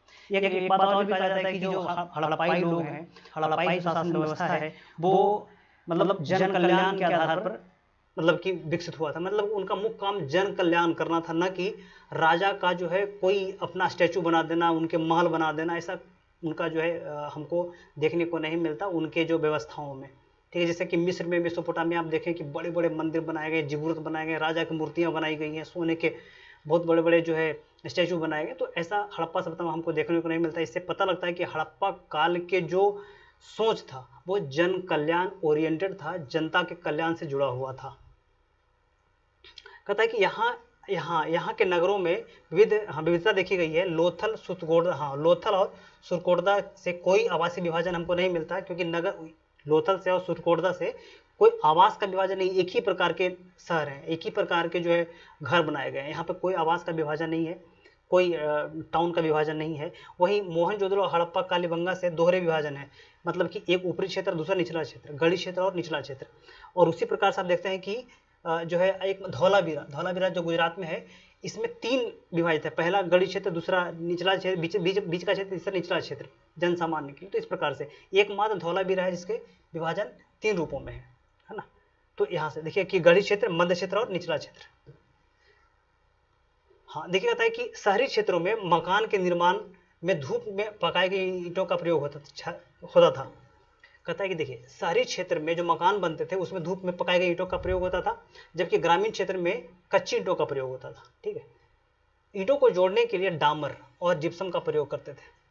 डामर एक प्रकार का जो है, जैसे हम लोग के यहाँ जो होता है पीच टाइप का, तो उसी प्रकार से जो डामर होता है। कहता है कि हड़प्पाई नगरीकरण का आधार वाणिज्य व्यापार ने तैयार किया था।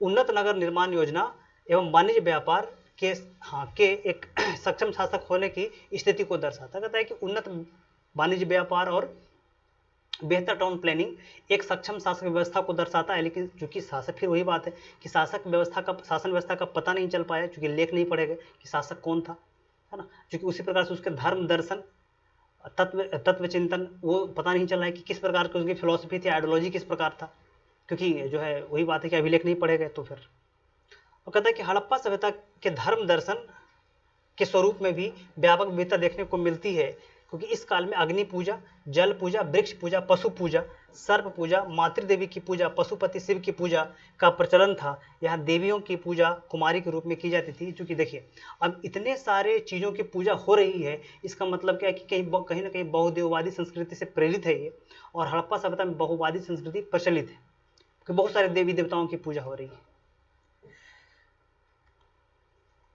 तो कहता है कि हड़प्पा सभ्यता के नगर एवं भवन निर्माण, कि हड़प्पा सभ्यता का जो नगर है और भवन का जो निर्माण है वो किस प्रकार से हुआ है, तो हम इसको देखते हैं। तो कहता है कि इस सभ्यता की मुख्य विशेषता नगर निर्माण योजना है, जो ग्रिड पद्धति पर आधारित है। तथा यहाँ के नगरों में विविधता देखी गई है। लोथल और सुरकोटदा में कोई आवासीय विभाजन हमको देखने को नहीं मिलता, जो पहले मैंने बताया आपको। मोहनजोदड़ो, हड़प्पा, कालीबंगा से दोहरे विभाजन आपको देखने को मिलते हैं। धौलावीरा से एकमात्र ऐसा क्षेत्र जहाँ पर 3 भागों में विभाजित है। ठीक है, मोहनजोदड़ो की मुख्य सड़कें 10 मीटर चौड़ी होती थी, याद रखिएगा। मोहनजोदड़ो की मुख्य सड़कें 10 मीटर चौड़ी होती थी। यहाँ के सड़कों के पक्कीकरण के साक्ष्य मिलते हैं, यानी कि मोहनजोदड़ो से हमको सड़क के पक्कीकरण के साक्ष्य मिले हैं। कहते हड़प्पा नगर में के प्रत्येक मकान में अनेक कमरे, कुएं, स्नानागार, रसोई घर, शौचालय तथा आंगन होते थे। हड़प्पा की जो नगर है उसमें प्रत्येक घरों में क्या होता है, तो मकान है, कुआं है, कमरे हैं, कुएं हैं, स्नान घर, रसोई घर, शौचालय, ये सारी चीजें हैं। ठीक है, अधिकांश घरों में फर्श कच्चे होते थे। केवल कालीबंगा के मकानों में, कालीबंगा जो स्थल है उसके मकानों में फर्श के पक्कीकरण के साक्ष्य हमको मिलते हैं। क्वेश्चन पूछा हुआ है। सिंधु घाटी सभ्यता के लोग आडंबर के प्रेमी नहीं थे, उपयोगिता और जन कल्याण पर उनका मुख्य बल था। मैंने पहले ही समझा चुका हूँ इसको। कहता है कि मोहनजोदड़ो में हड़प्पा के भवनों में चतुर्भुजाकार एवं वर्गाकार स्तंभ का प्रयोग, स्तंभ का मतलब पिलर का प्रयोग किया। गोलाकार पिलर मेसोपोटामिया से प्राप्त हुआ। उनके मुहरे भी कीलनुमा है, ऐसे कीलनुमा मुहरे है। उनकी जो लिपि है वो कीलनुमा है, और हड़प्पा सभ्यता की जो लिपि है वो चित्राक्षर है। उसको हम गौमूत्री लिपि भी कहते हैं, उसको बॉस्ट्रोफेंडम लिपि भी कहते हैं। किसको? हड़प्पाई लिपि को। तो देखिए धौलावीरा एवं सुरकोटदा के भवन निर्माण में पत्थर का प्रयोग किया गया। याद रखिएगा, बहुत इंपॉर्टेंट लाइन है, वो पूछ लेते हैं कि किस नगर के निर्माण में, हड़प्पा सभ्यता के किस नगर के निर्माण में पत्थर के प्रयोग किए गए हैं। तो याद रखेंगे किसको, तो धौलावीरा और सुरकोटदा, दोनों स्थल कहाँ है, गुजरात में है। आगे ये अब कहता है कि आते हैं अभी देखिए, अब एक एक करके हम लोग थोड़ा सा इनके स्थल को देख लेते हैं, टाउन को, मतलब कि जो टाउन है उनमें क्या क्या विशेषताएं हैं, क्योंकि यहाँ से बहुत सारे क्वेश्चन बनते हैं, बहुत सारे क्वेश्चन पूछते भी हैं यहाँ से, ठीक है। तो इसको हम एक करके देख लेते हैं।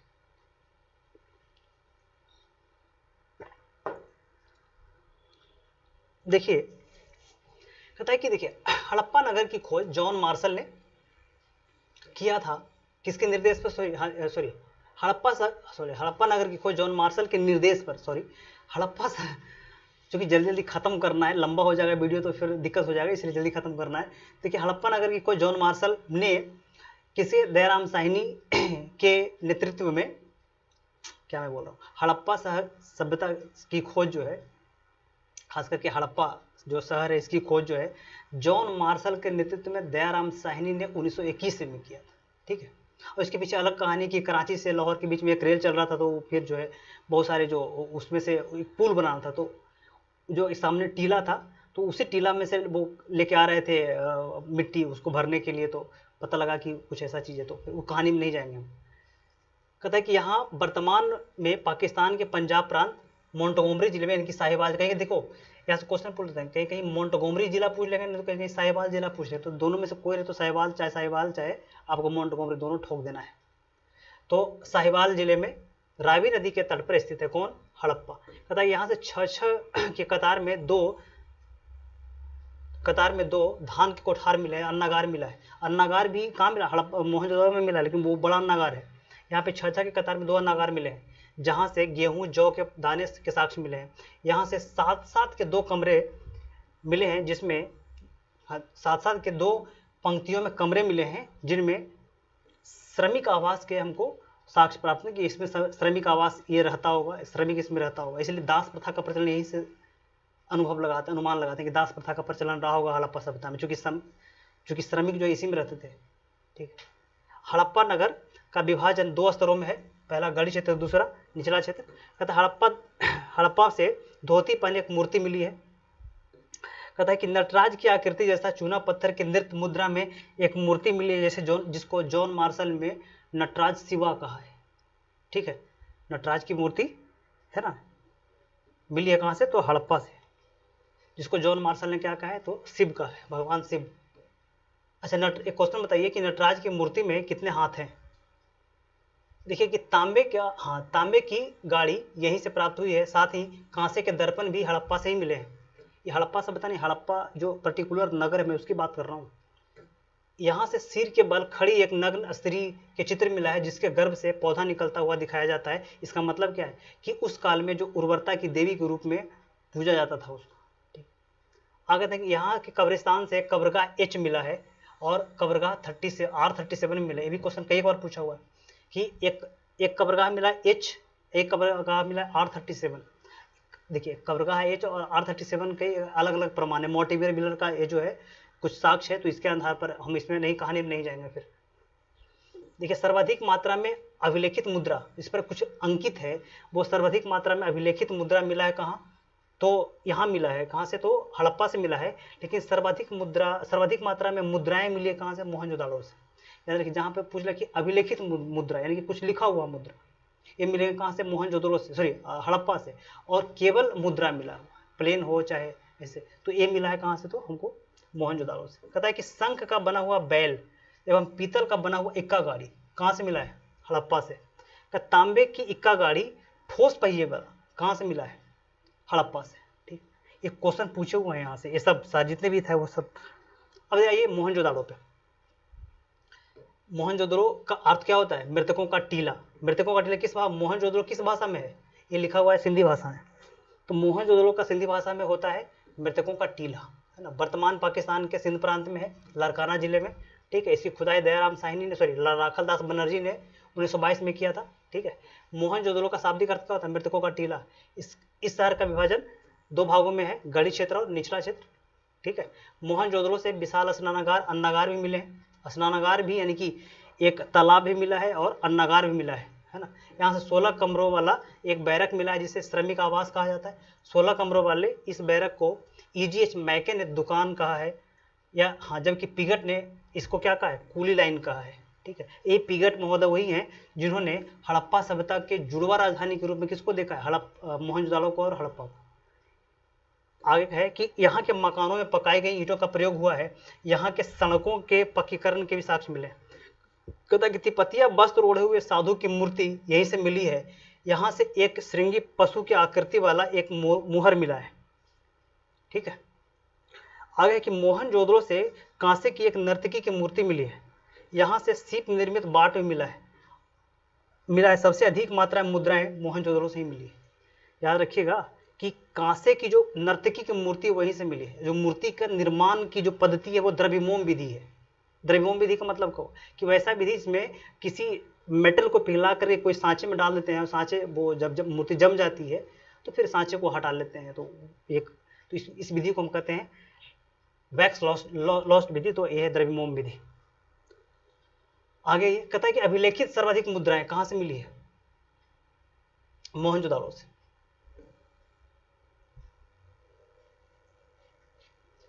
देखिए अभिलेख युक्त, यहां पे मिस्टेक है भाई, इसको हम हटा लेते हैं पॉइंट को ही। एक मुहर पर अंकित पशुपति नाथ है ना की मूर्ति प्राप्त हुई है, जिसमें 2 सिंह है, 2 हाथ है, ऐसे मुद्रा में बैठा हुआ है बंदा, और जो है उसको पशुपतिनाथ कहते हैं। उसको भी हम शिवा से ही जोड़ते हैं आगे। और एक तरफ भैंसा और गेंडा, दूसरी तरफ जो है हाथी और बाघ है। तो इसको याद रखिएगा। एक श्रृंगी पशु की आकृति वाला मुहर भी यहीं से प्राप्त हुआ। कहाँ से, मोहनजोदड़ो से। एक सिंह वाला पशु की जो मुहर है वो कहाँ से, हड़प्पा से। यहाँ से सूती कपड़ा में लिपस्टिक, सॉरी, यहाँ से सूती कपड़ा में, देखिए यहाँ एक और क्वेश्चन पूछा हुआ है, सूती कपड़ा कहाँ से मिला, तो मोहनजोदड़ो से। लिपटा हुआ अस्तूरा के साक्ष्य भी मिला है। कहता है कि सड़कों के पक्कीकरण के साक्ष्य भी यहीं से मिले। एकमात्र ऐसा है जहाँ पे मोहनजोदड़ो से सड़कों के पक्कीकरण के साक्ष्य मिले। कहता है कि यहाँ से नाव के चित्र वाला मुहर भी प्राप्त हुआ है। ये हड़प्पा से भी मिला है, नाव के चित्र वाला मुहर। याद रखिएगा, नाव पूछा हुआ कि नाव कहाँ से मिले, नाव के चित्र कहाँ से मिले। तो ये पूछा हुआ है 2022 में पूछा हुआ है UPPCS में। यहाँ के भवन पक्कीकरण के निर्माण, यहाँ से भवनों के पक्कीकरण, पक्की ईंटों का, सॉरी, यहाँ के भवनों में पक्की ईंटों का प्रयोग होता था और मकान में सभी सुविधाएं थी। कहाँ, हड़प्पा सभ्यता में, सॉरी मोहनजोदड़ो में। अब थोड़ा सा लगता है कि ज़्यादा थक गए हैं। अब आते हैं, देखिए अब कालीबंगा पे आते हैं। कालीबंगा बहुत इंपॉर्टेंट है, देखिएगा आपको समझ में आ जाएगा कालीबंगा। देखा था कि देखिए कि कालीबंगा वर्तमान राजस्थान में लुप्त हो चुके घग्गर हकरा नदी के किनारे। ठीक है, अब कालीबंगा का शाब्दिक अर्थ क्या होता है, सब लोग जानते हैं, काले रंग की चूड़ियां होता है। अब देखिए कि इस स्थल की खोज अमलानंद घोष ने 1953 ईस्वी में किया था। यहाँ के दुर्ग का आकार वर्गाकार है।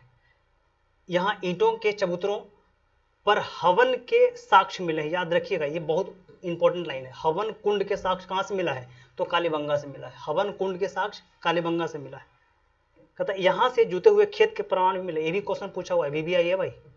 साक्ष्य मिले हैं जो प्राक हड़प्पा काल के हैं, यानी कि हड़प्पा काल के अर्ली फेज के हैं। आगे ये कहता है यहाँ से बेलनाकार मुहरे प्राप्त हुई। बेलनाकार मुहरे जो कहाँ का है, मेसोपोटामिया का है। वहाँ के बेलनाकार मुहरे हैं, है ना। और भारतीय जो हड़प्पा सभ्यता की मुहरें कैसी हैं, तो वर्गाकार और जो आयताकार है। यहाँ से एक शिशु के कपाल खंड मिला है जिस पर 6 छेद अंकित किए गए। मतलब कि एक छोटा बच्चा है, उसका कपाल खंड मिला है, उसमें 6 छेद किए हुए हैं। इसका मतलब क्या है, इसका मतलब है कि उस काल में शल्य चिकित्सा यानी कि ऑपरेशन का कुछ व्यवस्था हुआ करता था इस काल। ऐसा पता चलता है कि यहाँ पर शल्य चिकित्सा के प्रमाण संभव थे, यानी कि शल्य चिकित्सा जो है वो संभव था। कहता है कि यहाँ से एक मुद्रा मिला है जिस पर बाघ का अंकन है। कौन सा, अच्छा एक प्रश्न बताइए कि मतलब कौन से ऐसे पशु है जिसका अंकन नहीं है मुद्राओं पर, मोहरों पर। हाँ, अब आगे चलिए, आइए लोथल पे।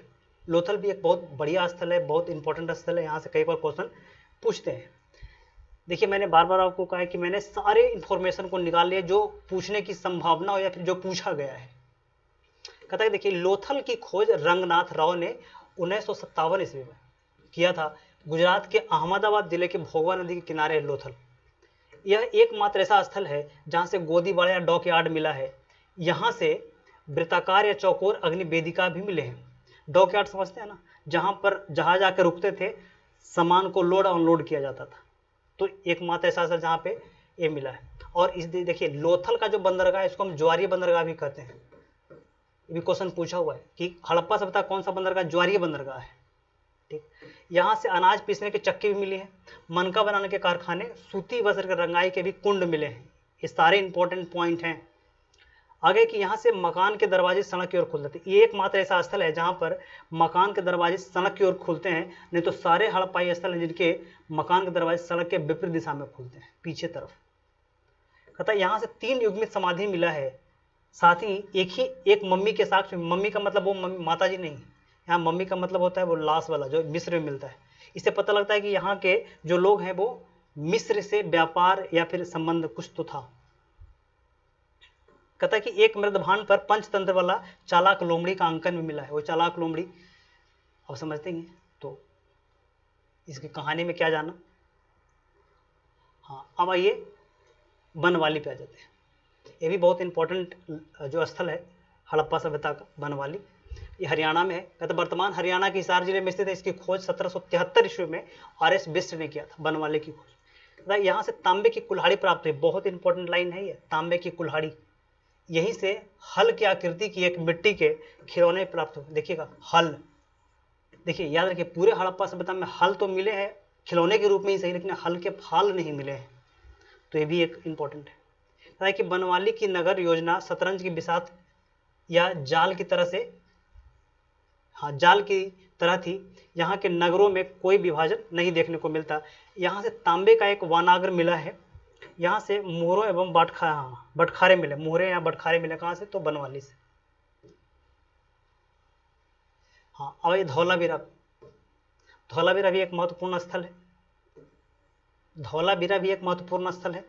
इस पे आइए तो कहता है कि देखिए धौलावीरा वर्तमान में गुजरात के भचाऊ जिले में, याद रखिएगा, स्थित है। यहाँ की इसकी जो खोज है वो 1967 ईस्वी में जगपति जोशी ने किया था। ठीक है, धौलावीरा का शाब्दिक अर्थ क्या होता है, सफेद कुआं। याद रखिएगा, ये भी क्वेश्चन पूछा हुआ है, सफेद कुआं वाला भी। धौलावीरा एकमात्र ऐसा स्थल है जिसका विभाजन 3 स्तरों में हुआ। धौलावीरा कहाँ है, गुजरात में भैया। धौलावीरा गुजरात में 3 स्तरों में इसका विभाजन है। हाँ, मध्य क्षेत्र, निचला क्षेत्र और गढ़ी क्षेत्र। यहाँ से स्टेडियम के साक्ष्य मिले, धौलावीरा से स्टेडियम के साक्ष्य भी मिला। कहते हैं यहाँ का जल प्रबंधन बहुत विशिष्ट है। यहाँ का जो तालाब है ना वो क्या कहते हैं, शैलकृत है, यानी कि पत्थरों से उसको अंदर से घेर दिया गया है। तो यहाँ के तालाब भी गजब किस्म के। यहाँ पे 16 जलाशय मिले हैं। तो ये कई बार क्वेश्चन पूछा हुआ तालाब वाला। अब ये रोपड़ पे, कहते पंजाब के सतलज नदी के किनारे रोपड़, इसकी खुदाई जो है 1953-54 में यज्ञदत्त शर्मा ने किया था। यहाँ से तांबे की कुल्हाड़ी प्राप्त हुई। बहुत इंपॉर्टेंट लाइन है, यहाँ से तांबे की कुल्हाड़ी प्राप्त हुई है। कहाँ से, तो रोपड़ से। कहता है कि मानव के साथ कुत्ते को दफनाए जाने के साथ रोपड़ से भी मिला है। एक और कहाँ से मिला है, बुर्जहोम से। बुर्जहोम से एक और मिला है, हाँ बुर्जहोम से मिला, गुफाकरल से भी मिला है। कहता है कि देखिए स्वतंत्रता के पश्चात सबसे पहले खुदाई रोपड़ में ही हुई थी तथा हड़प्पा सभ्यता के कुछ अन्य नगरों में सुरकोटदा गुजरात, रंगपुर, आलमगीरपुर उत्तर प्रदेश, कोटदीजी पाकिस्तान, चंदहुदलो पाकिस्तान में है। अब आगे बढ़ते हैं। अब देखिए आइए चांदहुदलो पे। चांदहुदलो कहाँ है भैया, तो ये है पाकिस्तान में। किस नदी के किनारे है, तो सिंधु नदी के किनारे है।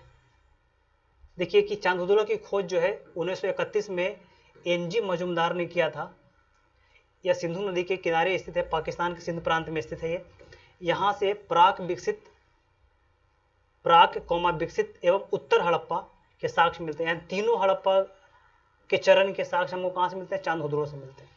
पता है कि यहाँ से मनके बनाने के कारखाने मिले हैं। ठीक है, और ये बहुत अच्छा पॉइंट है, बहुत इंपॉर्टेंट पॉइंट है कि बकराकार ईंट, इस प्रकार से ईंट, इस प्रकार की ईंटें मिली है कहाँ से, तो चांदहुदलो से। चांदहुदलो एकमात्र ऐसा स्थल है जहाँ से मिट्टी के पाइप नुमा नली मिला है, जिसको हम नरमोखे कहते हैं, यहीं से मिला है पाइप नुमा नली, जिससे छत से नीचे पानी गिरता था। यहाँ के एक मुद्रा पर 3 घड़ियाल और 2 मछलियों का अंकन है।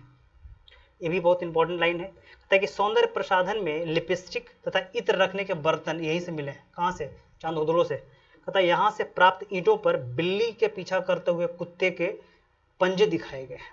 तो ये भी एक बहुत इंपॉर्टेंट लाइन है, इसको भी याद रखिएगा।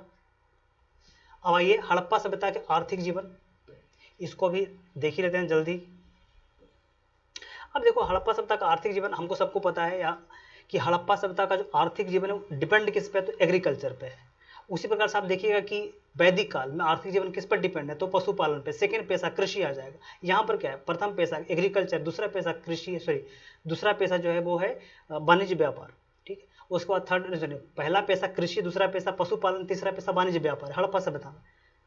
तो याद रखिएगा कि इस सभ्यता के आर्थिक जीवन का आधार क्या? कृषि या पशुपालन है और शिल्प है, वाणिज्य व्यापार है। ठीक है, तो कृषि कार्य में कांसे एवं पत्थर के उपकरण का प्रयोग किया जाता था। अगर आपसे पूछ दे कि कृषि कार्य में कांसे के उपकरण और पत्थर के उपकरण का उपयोग किया जाता था, क्योंकि आप बोलिएगा कि तांबे का उपकरण, तो तांबे का उपकरण इसलिए उपयोग नहीं किया जाता था क्योंकि तांबे जो है वो जल्दी मुड़ जाते थे, जल्दी घिस जाते थे, तो इसलिए जो है उसको उपयोग में नहीं लाते थे। कहता है कि कालीबंगा नामक स्थान से जूते हुए खेत के साक्ष्य हमको मिलते ही हैं, किंतु हड़प्पा सभ्यता में हल के फाल नहीं मिला हुआ है।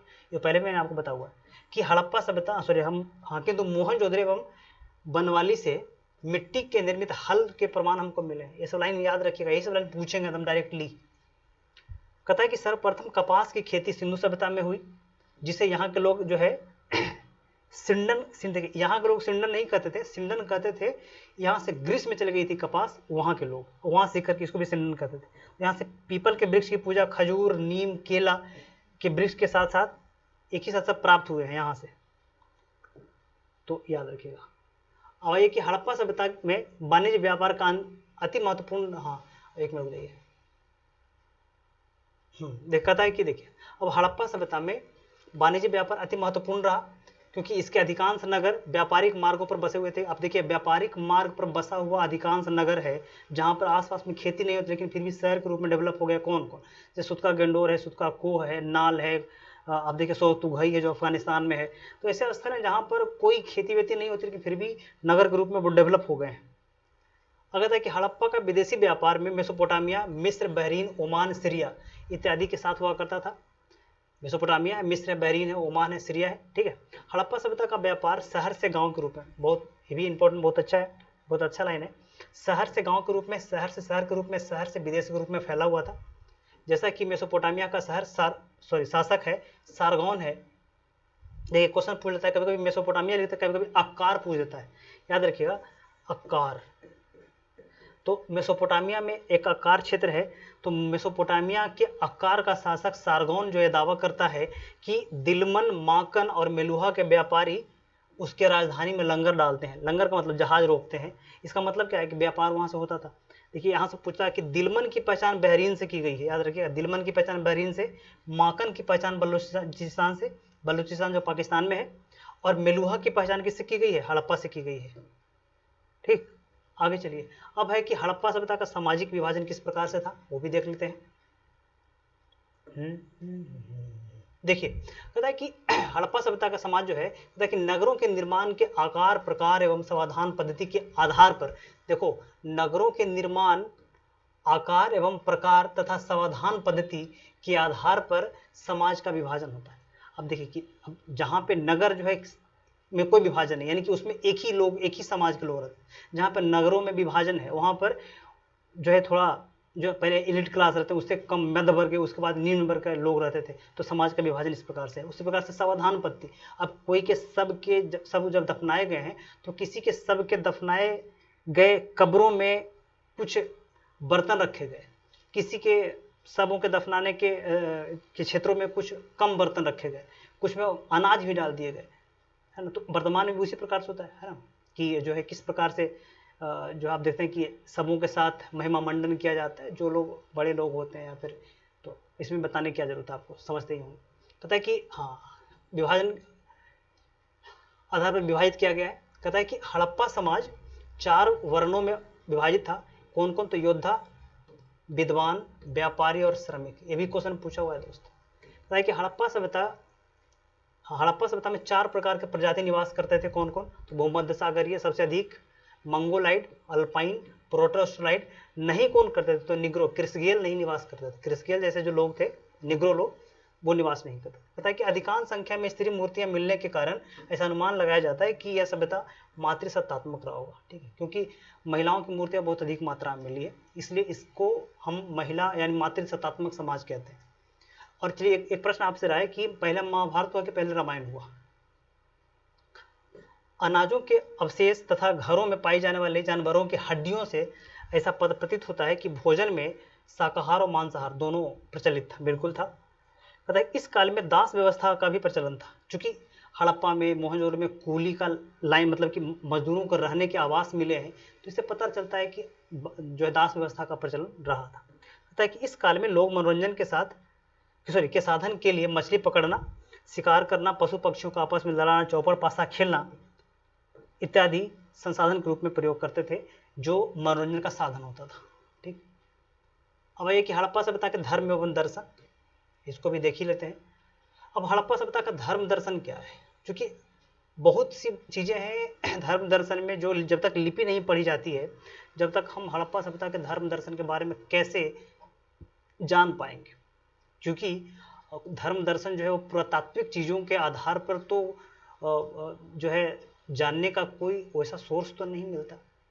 कुछ ही चीज़ों को हम जान सकते हैं पुरातात्विक आधार पर धर्म दर्शन कैसा रहा था। तो तब फिर भी जो भी चीज़ मिला है उसके आधार पर धर्म दर्शन हम देख लेते हैं। देखिए हड़प्पाई धर्म जो है हड़प्पाई धर्म में अनुष्ठान की जानकारी तो हमको मिलती है, लेकिन जो है तत्व चिंतन हमको नहीं मिलता। अनुष्ठान का मतलब क्या है? अब साधु वाली मूर्ति है, यज्ञ वेदिका है ना, तो हवन कुंड है, तो इससे पता लगता है कि यज्ञ वगैरह होता था। लेकिन चूंकि लिपि नहीं पढ़ी जा सकी है, तो पता नहीं चलता है कि किस प्रकार के मंत्रोच्चारण होता था, किस प्रकार के जो है विधि व्यवस्था हुआ करती थी। तो जब तक लिपि नहीं पढ़ी जा सकती, जब तक जो है हम उसके एक्चुअल धर्म दर्शन को नहीं जान सकते। और देखिए साइंस का लिमिटेशन भी है, साइंस चांद से मंगल तक पहुंच गया। वही बात है ना कि पेन के निब से लेकर पैंट के जिब तक, यानी कि सारा चीज बना दी हम लोग, लेकिन अभी तक हड़प्पा सभ्यता की लिपि नहीं रिवील कर पाए, नहीं पढ़ पाए। ठीक है, कहता देखिए कि इस काल में धर्म का स्वरूप बहुदेववादी है। सही है, बहुदेववादी का मतलब क्या?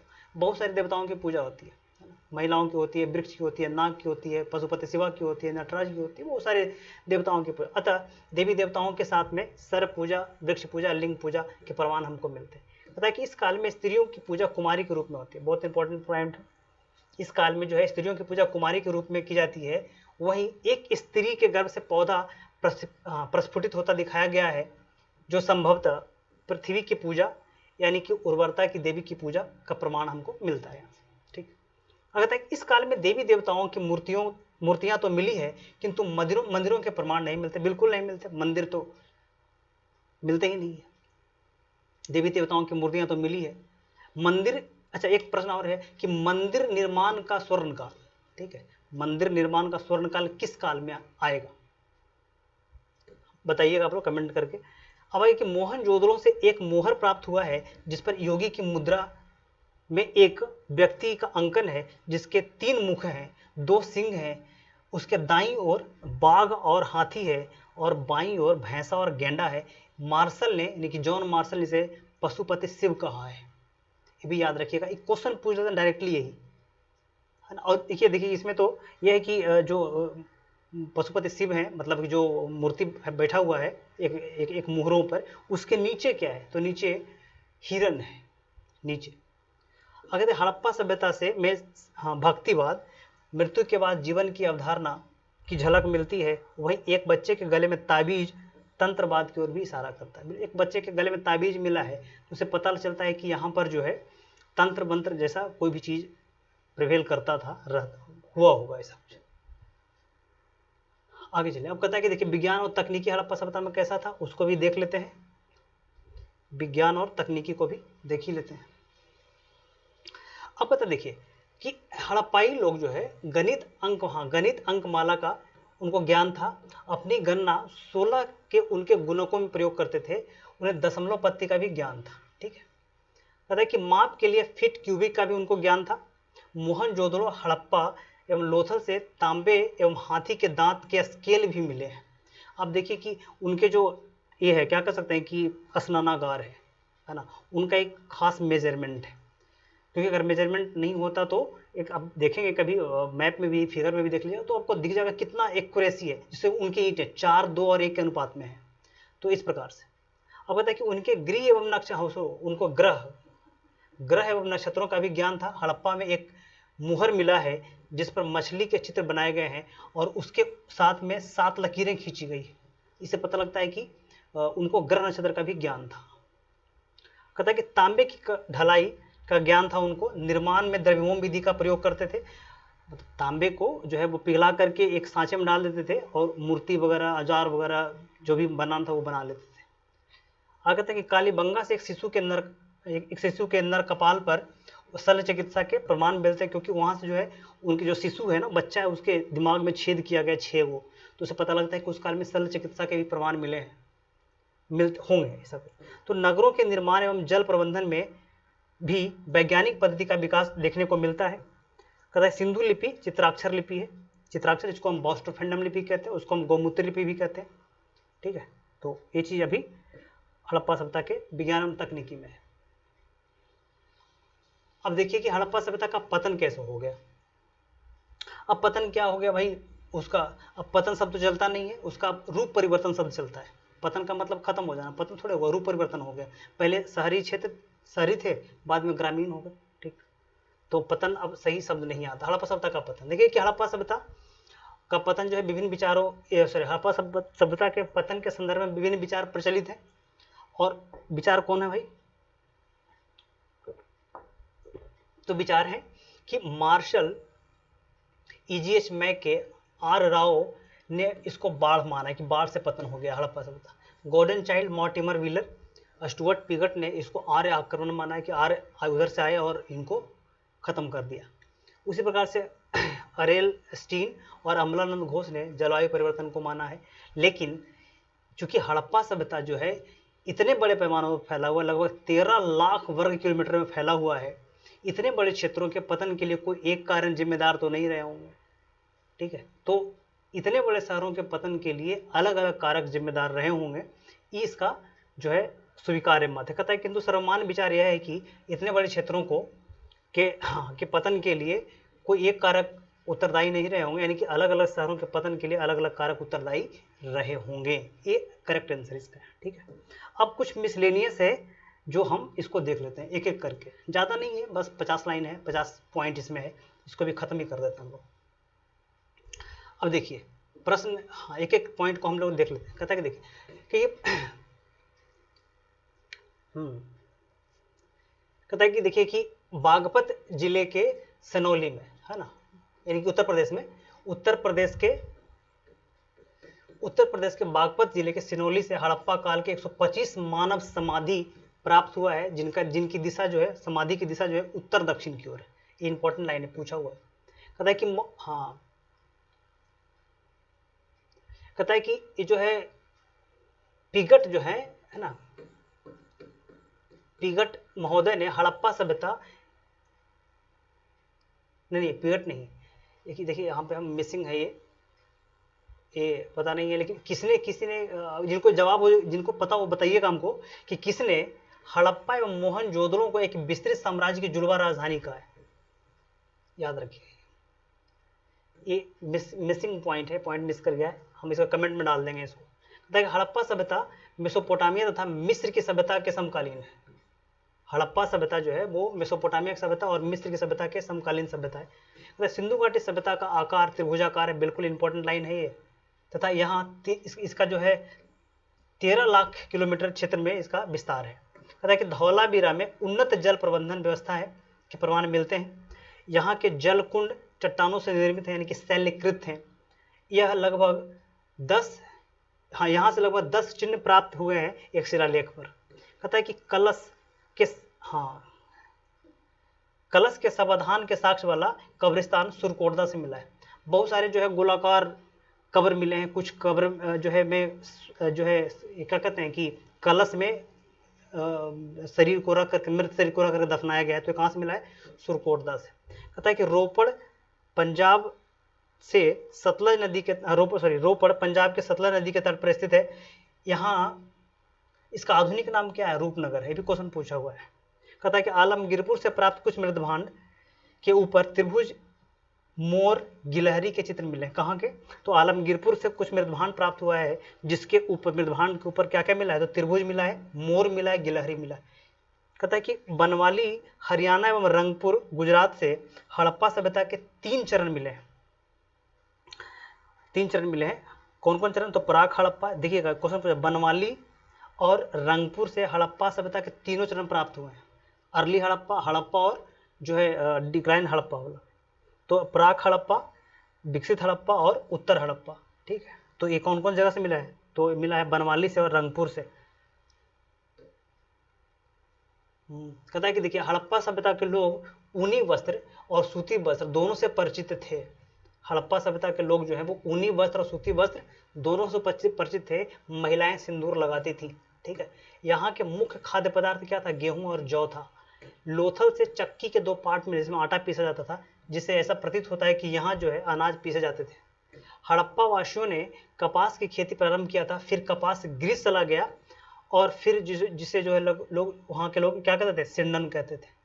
ग्रीस के लोग सिंडन कहते थे, याद रखिएगा। भारत में कपास की खेती लगभग 2500 ईस्वी पूर्व में शुरू हुआ था। लोथल एवं चांदोदड़ो में मनके बनाने के कारखाने मिले हैं तथा लोथल एवं बालाकोट से सिप उद्योग के प्रमाण मिले हैं। कहता है कि कहाँ से? लोथल और बालाकोट से। कहता है कि हड़प्पा सभ्यता में तांबे खेतरी से मिलते थे। खेतरी से, बलूचिस्तान से और ओमान से लाए जाते थे। लार्जवद मनी बदख्वासा से और अफगानिस्तान से लाए जाते थे। टीन ईरान से और अफगानिस्तान से। चांदी राजस्थान के जावर से और अजमेर से और अफगानिस्तान से लाए जाते थे। ईरान से एवं ईरान से लाते थे। सीसा जो है अफगानिस्तान से और ईरान अजमेर से लाते थे। तथा शिलाजीत हिमालय से, गोमेद गुजरात से, सोना कर्नाटक से लाते थे। कौन? हड़प्पाई लोग इतने वस्तुओं का इम्पोर्ट करते थे। आगे कि हाँ, इस काल में सिक्कों का प्रचलन नहीं था। क्रय विक्रय के लिए वस्तु विनिमय प्रणाली का प्रचलन था। ठीक है, वस्तु विनिमय प्रणाली प्रचलन में था। पता है कि लोथल से एक मम्मी मिला है, वही मम्मी, लाश जो लपेट के बनाते हैं वो मम्मी प्राप्त हुआ है लोथल से, जिसे मिस्र से व्यापार होने के हमको संकेत मिलते हैं। मूर्ति बनाने में द्रव्यों विधि का प्रयोग होता था, पहले समझा चुके हैं आपको। सर्वाधिक मोहरें सिलखड़ी की बनी होती थी। इसके अतिरिक्त कांचली मिट्टी, चौड़ पत्थर, गोमेद मिट्टी इत्यादि के बनाई जाती थी मोहरें। कहता हड़प्पा वासियों को लिपि का ज्ञान था। उनकी लिपि चित्राक्षर हुआ करती थी। कहता है कि 1853 में पहली बार सिंधु लिपि का साक्ष्य प्राप्त हुआ था और फिर 1923 आते आते पूरी लिपि प्रकाश में आ गई थी। लगभग अभी 400 लिपियां अभी हमको प्रचलन में देखने को मिलता है और एक साथ लगभग 20 लिपि प्राप्त हुआ है एक साथ में।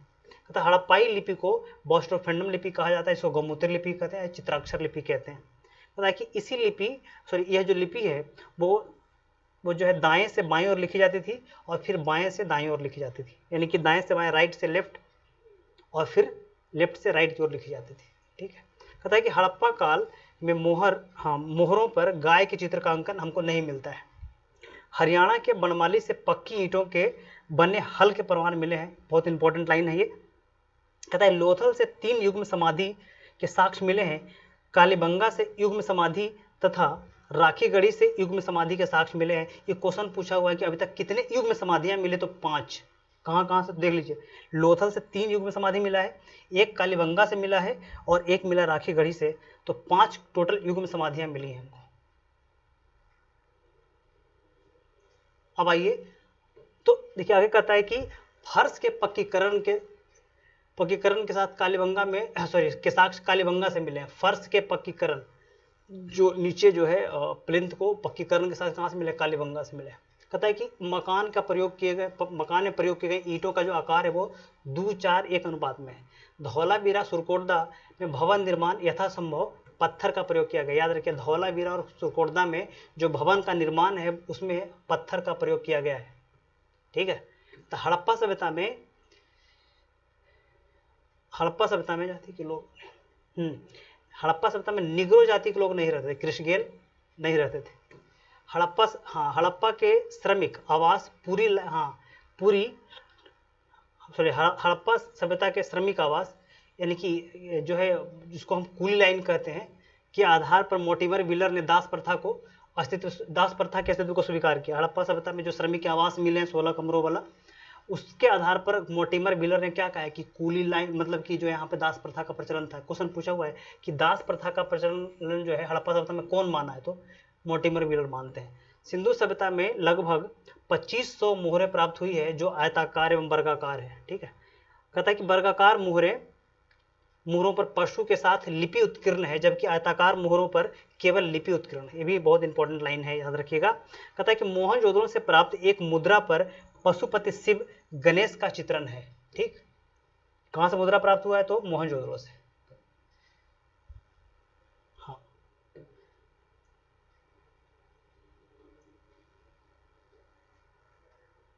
हाँ अब आइए, अब ज्यादा नहीं है। हाँ, अब देखिए, कहता है कि लोथल एवं देसलपुर से तांबे के मोहरे मिली है। याद रखिए, तांबे के मोहरे मिले कहां से, तो लोथल और देसलपुर से। कहता है नटराज की मूर्ति हड़प्पा से प्राप्त हुई है, जिसको मार्शल ने क्या कहा है, शिवा कहा है, भगवान शिव कहा है। और याद रखिए कि नटराज की मूर्ति में कितने आते हैं, तो 4। नटराज क्या कर रहे हैं, तांडव डांस। देखिए, डांस दो प्रकार के, लास्या और तांडव। लास्या माता इनका पार्वती का डांस है, और तांडव भगवान शंकर का डांस है। मोहनजोदड़ो से लोथल एवं कालीबंगा से तांबे के बैल की आकृति प्राप्त हुई। याद रखिएगा, लोथल और कालीबंगा से तांबे के बैल की आकृति मिली है। मोहनजोदड़ो से शिव का मन का बाट मिला है। लोथल से, हाँ, कहता है कि लोथल से हाथी के दांत का एक स्केल मिला है। ये भी क्वेश्चन पूछा हुआ, हाथी के दांत का स्केल कहां से मिला है, तो मोहनजोदड़ो से लोथल से मिला है। ठीक, हड़प्पा सभ्यता के प्रमुख बंदरगाह कौन कौन है, लोथल है, रंगपुर है, प्रभास पाटन है, गुजरात है, ये सब गुजरात में है। लोथल, रंगपुर, प्रभास पाटन गुजरात में। बालाकोट सुरकोटदा बलूचिस्तान में है। लोथल एक ज्वारीय बंदरगाह, ये भी क्वेश्चन पूछा हुआ है, कौन सा बंदरगाह हड़प्पा सभ्यता में ज्वारीय बंदरगाह है, तो लोथल। कहता है कि मेसोपोटामिया में प्रवेश का प्रमुख बंदरगाह कौन था, उर। याद रखिएगा, उर जो बंदरगाह था मेसोपोटामिया में प्रवेश का महत्वपूर्ण बंदरगाह था। और याद रखिए कि मेसोपोटामिया का शासक कौन है, सारगोन, हड़प्पा सभ्यता के व्यापार के समय जिसके प्रमाण हमको मिलते हैं। कहता है कि हड़प्पा सभ्यता में नारी की पूजा कुमारी के रूप में होती थी। यहाँ देवियों की पूजा सौम्य रूप में और रौद्र रूप में दोनों में होती थी, मतलब कि गुस्से में भी और शांत में भी। कहता है कि बलूचिस्तान स्थित कुल्ली से नारी की मूर्ति सौम्य रूप में मिली है, और वहीं बलूचिस्तान के झोब संस्कृति से जो हमको मूर्ति मिली है वो रौद्र रूप में मिली है, मतलब गुस्से में मिली है। कहता है कि लिंग पूजा का सर्वाधिक प्रमाण हमको सर्वप्रथम प्रमाण हमको कहाँ मिलता है, हमको हड़प्पा सभ्यता, हड़प्पा में।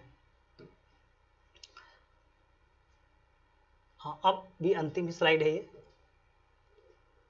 देखिए, अब यहाँ पे है कि हड़प्पा सभ्यता में अंत्येष्टि के कई प्रकार के प्रचलन थे। अंत्येष्टि का मतलब क्या, दाह संस्कार।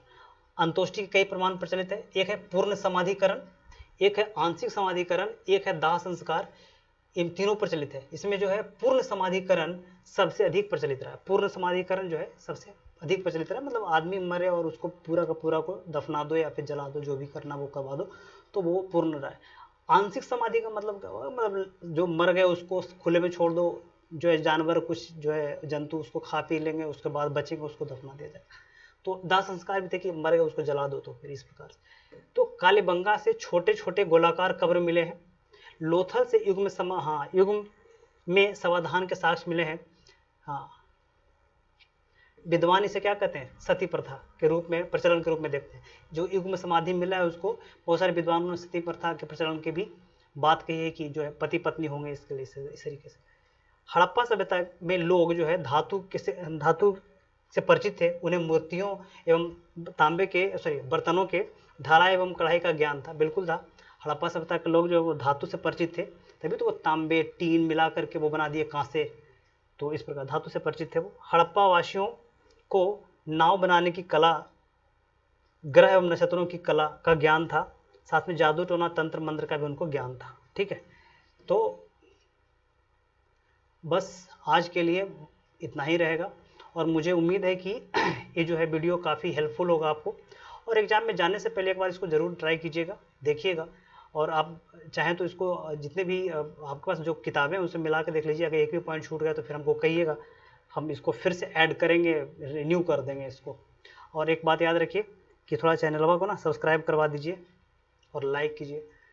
अब एक वीडियो मेरा जस्ट ये आएगा, वो आएगा आपका गवर्नर जनरल पे। मैंने सारे गवर्नर जनरल को एक लाइन में लगा करके उसके कार्यकाल में जितने भी काम हुए हैं, जितनी भी घटनाएं घटी है, वो सारे को हम उसमें